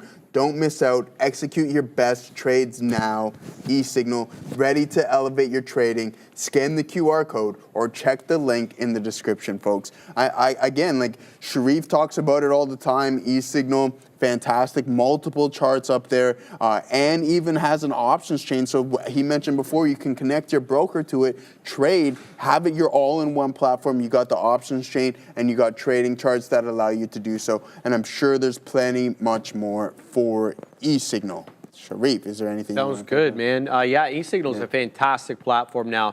I've got the scanner too, so yeah, once I cancel all the data, well, I did. It's going to end at the end of the month, but I got the scanner now, so we'll be able to do all these bad boys. Katina Man was showing me all these different hot lists. Like you can go volume hot list, point losers, trade rate, unfilled gaps, unusual volume, very short term down, very short term up. Weekly percentage losers, above VWAP, below VWAP. I think that works great for his style too, because he always likes to, well, I don't want to say always, but he loves to get, I'm talking about the Katina Man, he likes to weasel in at VWAP, whether it's a long or short. So all these like different hot lists and filters are right down my alley, man. This is a fantastic platform. It's got everything you need, and I really do mean that. I'm not reading off a script. Shout out. There's one thing that we do need. Say it again? There's one more thing that we do need on it. What do we need? Ooh, you don't remember the chain, baby. Oh, the option chain. I tried. Yeah, we're gonna press them for that. We gotta press them for that. Yeah, we need that options chain. I know, I forgot about that. Good call out there, Joseph. Guys, the market is bleeding to the downside now. It is not just limited to Amazon and Meta. Apple has now joined the list of bleeders, as well as your friend there, Google. What's it called? Joseph, because Google is working into that low 182.82, so they're all looking down into the right-ish. I want to say the best looking one right now is Softy, even though it's also near the low of day. And the reason I say that is because it's only down 0.13, while everything else down a lot more. So Apple, I guess the second best? No, Nvidia's actually up on the day. What am I saying? Up 0.75% on Nvidia. I've been looking at Uber as well. Uber's been respecting VWAP on the day. Good luck for Uber as it takes that $80 level. In fact, it worked up to about 81 1/3. This looks like a bull flag here on UBER, with the volume weighted average price kind of acting as local support. It's a bit of a range there between about, high 80s to about mid 81s. No, lower 81.20s, 81 1/4, give or take on Uber. Apple also has support from the morning. We were watching these bottoming tail candles manifest there at around 243, high 242s, 242.85. We're right there right now. We're showing 242.93. So possible support here for AAPL. Otherwise, we could really sell off on Apple if we lose that morning support level. We could find ourselves easily at the lows there from the previous day. So we'll keep tabs on AAPL here as it continues to sell off aggressively. The NQ is only down, though, about 0.5% on the day, despite the fact that most of the Mag 7 are actually well below that 0.5%. I'd say to you, Meta 3 2/3. Microsoft's the only outlier there, 0.14. Apple's down now 0.75. Google 1.3. Amazon 2.1. Tesla 1 1/4. Really, the only one that's green on the moment right now is Nvidia. Nvidia, and then obviously Uber, but Uber is not a Mag 7 name, but it's definitely on the big boy watch list over here. So, yeah, be careful going long in these markets unless you're going to get a nice mean reversion trade. Let's load up the dead one, Apple, see if it wants to pop off that level we were talking about there. No, it just lost that level, and I apologize for the dark pool prints that just came in right now. Apple lost that level of 242.86, which was the low. The low now 73s as it tries to work right back in here, up down now 0.75%. So a tough look for all these Mag 7 names as we get a little bit closer to that power hour. Looking at my scanner up top there to see if there's any new entrants in small cap gapper world. Nothing really in my liking, nothing doing volume right now. So we're going to have to stay in our, basically just pack our patience, not taking anything long right now until I see a little bit more, Joseph. The market's bleeding quite aggressively. Very, very much so, my friend. One thing that I'm looking at right now, and what we'll talk to, because I won't be here for the remainder of the week, but we'll still be trading, bring the laptop and do what we have to do. But one thing, we got some earnings coming up. Again, we're running into that tail end, so not any crazy names. The next biggest one that I'm seeing coming up, again, we got some retail after that, but before that, we got Carvana. I think Carvana is going to be really interesting, so I just wanted to pull up the expected move on that. We're pricing in about a 13% expected move this Wednesday, and then we'll look at the chain too to see where we have the most open interest, which I think is extremely key. And when I say that, it doesn't necessarily mean that the price or the underlying is going to go to those levels, but when they do, they're highly respected, and just watch the price action when they hit that. Right? So one thing I mentioned to you guys before is that, okay, we know with the basics of options contracts, and for individuals who are trading straddles or strangles after market, or just have flat out long calls or whatever it may be in that long positions in that underlying asset. So what happens when we start running into these strike prices is just watch the price action as we get into these whole and half dollars, and you'll see a lot of times the price action stall. And what can that indicate? Possibly traders locking in gains at those times. Well, they can't do it via contract, Sharif. So what do they have to do if I'm long calls and I'm in the money? I have to start selling shares. That's how I lock in that profit, because now you're essentially in gridlock. You own X amount, you own X options contract, it appreciates. Now what do you want to do, because you can't exercise, you can't close that contract, you need to lock in those shares. So now if the options contract starts to depreciate, now you've sold those shares, so that will start to appreciate, okay? So you can see how that push and pull is, and how you have the ability to lock in gains with options selling shares, and what those price targets mean and those levels. So I'm going to pull up CVNA before I send it back off to Sharif real quick and see what we have for the most levels of open interest. Now, what I realize is that maybe I got to scroll up and down the chain a little bit more to see some of those key levels, just in case we exceed that expected move, okay? So the highest level of open interest on CVNA is that $300 strike price, that whole strike price, that whole dollar, with only 2.27 thousand contracts currently open. That is the highest on the call side. That is closest to the expected move. Now to the downside, we want to look at something that's that 257.5. Sorry, 255. It's going to have those most open contracts to the put side. So 255, slightly equal. It's about equal to the call side. So just be wary about that. But one thing that we also know about Carvana, Sharif, is that when it sold off, it had a short report come out. Yeah, let's pull it up here and see what we got going on. But this stock recovered from that short report. Havana Woody sent me that. I've read a little bit about it, got to read some more. But it's really, really interesting that a name that has a short report released and then just rallies to a new high.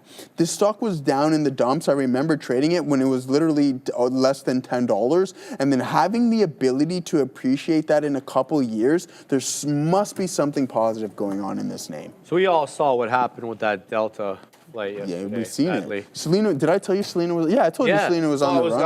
I was gonna coax you into talking about that, because I was like, you told me off camera, right? Pretend I didn't say that. Pretend I didn't say that. Let's go. Start over. So you guys already heard. Obviously, there was not a fatal, thank God, plane crash in Toronto. This is Pearson Airport, which is Toronto's main airport. Obviously, this is an American flight. I don't know where it was coming from, but it was a regional flight there, Joseph. Yeah, Minnesota, Dara says. So there's the landing there. This is the best video I've seen of it yet. And the reason we can show you this is because nobody died. Obviously, some critical there, and we hope they get well very soon, and everybody else who was injured there. But, to see something like that, and I don't even know what happened there. Andre, if we could play that again, because it looked like it was landing quite fine. It's gliding. Here come the gear touches. I think the wing hit.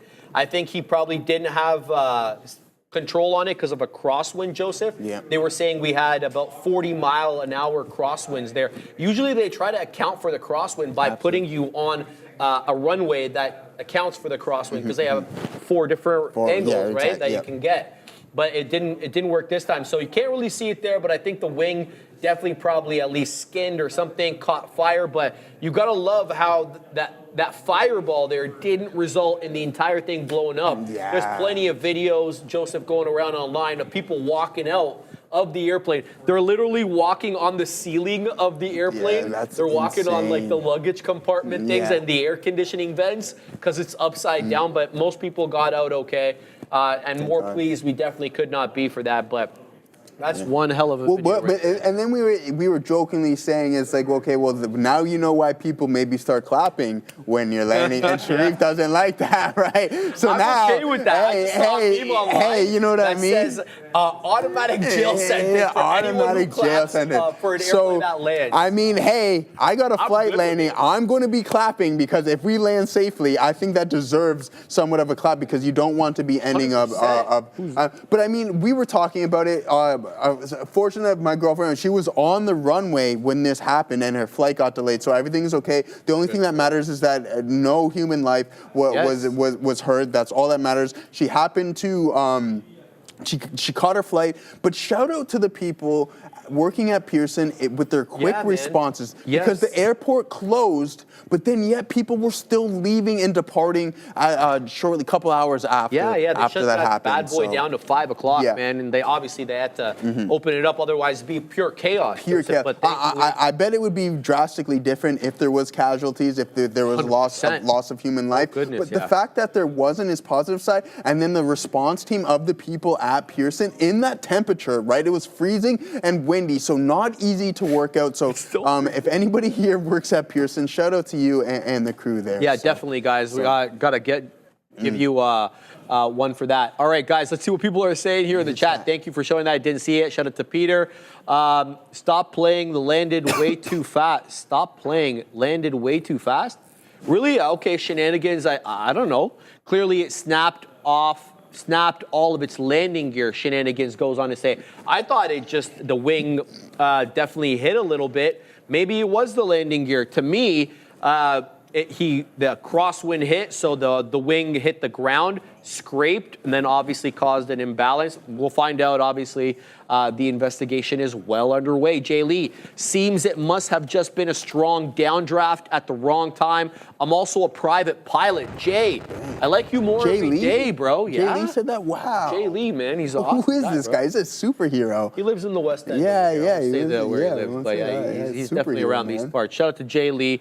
Look, Smokey Love, the landing gear snapped. Okay. Interesting. So a lot of people going with the landing gear there. Fedora the Explorer, he put too much force on that right landing gear. Interesting. Everybody seems to be thinking it's a landing gear. Yeah, well, interesting there. Taylor, crosswind, absolutely brutal winds lately. Very impressive integrity of Bombardiers. Say less, my man. Those are made right by my house. I live Midtown, obviously, and you know where Downsview is. That's where Bombardier does all their testing for their airplanes, and they're always flying those bad boys low. Yeah. And, you know, having lived through a certain era, I always get a little nervous, Joseph, when these airplanes fly low. Oh, you don't like so them just flying saying too that. low, eh? Yeah. I totally and they're agree with always that. unmarked, too, because they're trying them out before they deliver them, so you can't tell who. Well, do you remember what Bombardier did on the Queensway with the streetcar there? They make subways as well as streetcars. Right, but when we built, so from, I believe it's somewhere on the Queensway, we'll call it Park Lawn, and then into the city, they built that new stretch of the streetcar, right? Yeah, So apparently, what happened is that they had to redo it all, is because they ordered the wrong streetcars from Bombardier. So it's like multi-millions of dollars. So it was either replace the streetcars or destroy the track and rebuild it. And they came to the conclusion that it's cheaper to destroy it and then rebuild the whole thing. I did not know that. That's insane, right? Yeah. That's insane. So talk about millions of dollars being thrown out the window. I don't know who didn't check that out. So Los Polos Hermanos.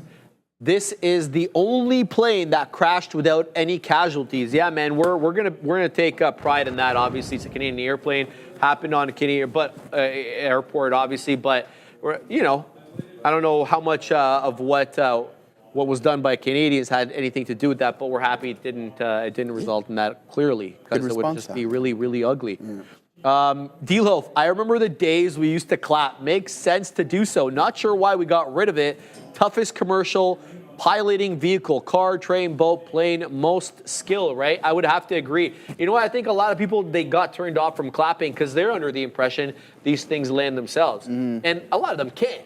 For sure. Let's just be honest about it. I mean, the autopilot is what it is these days, but majority of it is the autopilot, isn't it? yeah, well, majority of the flying time, yeah, it's going to be on autopilot. But I think a lot of these pilots, they take pride in landing the airplane, so they'll deactivate that, and obviously they'll fly it on their own. So shout out to everybody chiming in the chat there.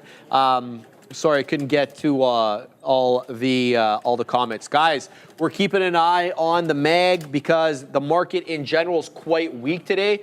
And the funny thing is the ES is flat and the NQ is just barely negative 0.15 with the Dow being 0.17. But you wouldn't even be able to recognize that, or you wouldn't guess that, I should say, if you looked at the chart of the MAG 7. They are decidedly red on the day. So it's like X MAG 7. Have you guys been hearing this a lot lately? The S&P X MAG, right? Like everybody's talking about the general market without the MAG 7 included.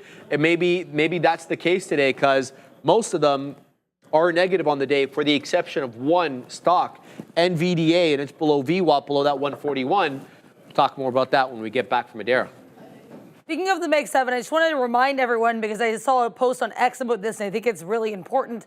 Apple is launching a product tomorrow. Tim Cook, a couple days ago here on X, said there's going to be a new member to the Apple family. People, apparently, analysts now expecting a new iPhone SE update. People were initially expecting some kind of doorbell due to just the picture that Tim Cook posted, but now analysts are saying it points towards an iPhone SE update. So because the iPhone SE actually still has a home button and an A15 chip, some rumors are actually suggesting that this new model, should we get a new model, will not only drop the button, it'll also adopt Apple's A18 chip and introduce Apple's in-house modem, replacing Qualcomm. So that's a little bit of what we might be expecting tomorrow with that product launch. Again, a lot of people were expecting a doorbell. Now analysts are pivoting towards iPhone SE update. Back to you. Yeah, we're definitely waiting on that tomorrow. That should be super interesting. He teased, Tim Cook that is, teased that little whatever video, it was a video, it was a short video, on X. We still haven't seen anything about it. Apple basically waited until, I want to say, 12:30 to really start it selling off. We were kind of defending VWAP there. In fact, I had a couple of glances at Apple at VWAP, thinking maybe there was a range trade to be had between that 244.25 and that 245 range that was established. That all fell apart once we lost the bid there. And then, in fact, we made newer lows, breaking below 243. So the market not that impressed. I got to tell you the truth. I'm not really looking forward to the SE. I get it's a smaller, it's a cheaper model. It gets more more entrants, reduces the barrier to entry to getting an iPhone. But I don't think that's what moves the needle. I think what will move the needle is a better experience with Apple Intelligence.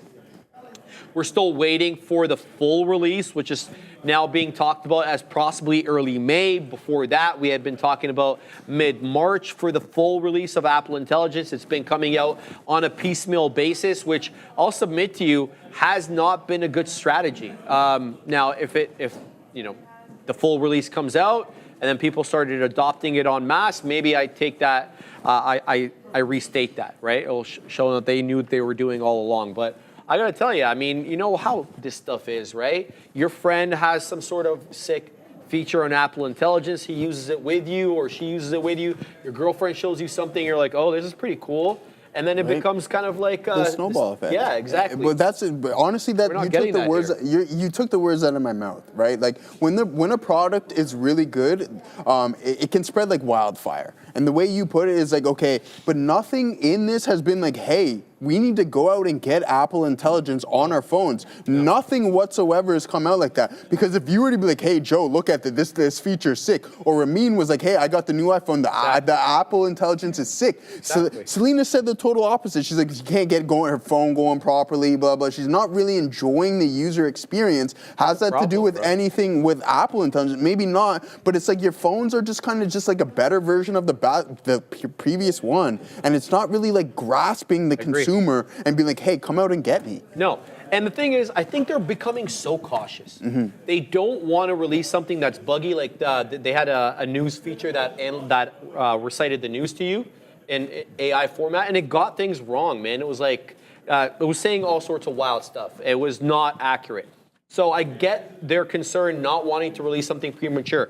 But like, for example, like, you know, I'm seeing all these different AI applications come out online that are being based on all these language models, and they're beating Apple to the punch. Mind you, they're not integrated into the phone. You've got to go on the website in order to access them. But the fact of the matter is they're being put out there. People know about them. People know that they're available. And the fact that the best, one of the most expensive company in the world by market cap right now can't seem to get it right. It's a little concerning to me, man. It is a little concerning. But Sharif, one thing we do know about Apple is they're usually not first to the dance, right? Right. But they usually come in and do it the best. But how much longer is this going to be prolonged? Exactly. We'll see. Potential. They usually come in and do it the best. That's what they look this way.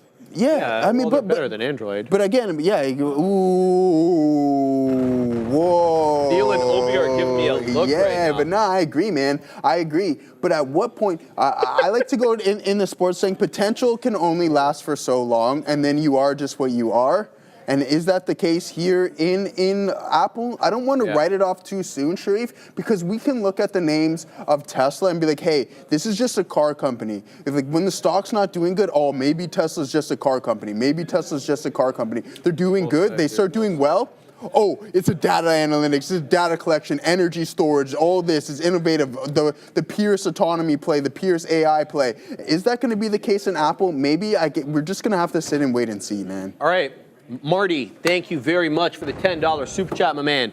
I'm also a pilot with just over 4,000 hours. That landing was pretty hard and not sure of the condition of the runway. Looks like the gear collapsed on impact. So lucky and blessed nobody was killed. Again, you're of the opinion that this was a gear thing, not a wing thing. So I'm going to obviously defer to you being a pilot. Shout out to you, Marty, there. Very interesting and obviously very happy that nobody was killed, no question about that. The runway was probably not the best shape because we had just had a monster snowstorm in Toronto, and I think what did we get on the weekend? 50 centimeters? Yeah, it was a lot. We got about 50 centimeters. That's about half a meter. So give her a little bit more than half a yard, literally, of snow in 3 days. So it was definitely tough. The roads are still not recovered. I mean, some lanes are closed. Some lanes are just completely buried. So yeah, I can definitely see the condition of the runway being a factor. But again, my understanding was that we had like very aggressive gusts of wind up to about 40 miles an hour. So that could have definitely played a factor. But everybody's saying the gear, Joseph. Everybody's saying the gear. I mean, I had to go check in on my grandma, make sure she was okay because on the big snowstorm. So yeah, guys, it is what it is. The only thing that matters is that no one was extremely hurt. We know that a kid got airlifted to sick kids. So I hope that our thoughts go to that family. But guys, we're running. We only got a minute left. Sharif went over the last super chat. I'm sitting in this Tesla talking about weak names. We can't get this bounce on this signature, and that's something that I was hoping that we would. But again, running out of time. I'm not going to hope too much on this choppy market. I think it's market neutral territory. We were talking about just buyers stepping in to the call side in the put to call ratio today. Unfortunately, that didn't come to fruition as the market tanked. But Sharif, it is 2 o'clock. It is. It's 2 o'clock. Boys are right there. We're going to send you to Obi. We're going to send you to Neil. Joseph's gone tomorrow. It's going to be me and Obi on the midday. He's going to be enjoying his time in Jamaica. We're going to be hating on you plenty. Don't worry about that. Show the love, man. We're going to bring you back, everybody, a little souvenir. All right, man. Same bad time, same bad channel. I'll see everybody at the green screen, guys. See you in a bit. Hey, what up, everybody? Joe's going to be off to Jamaica. Lord of mercy. You know, I know this. I know you know.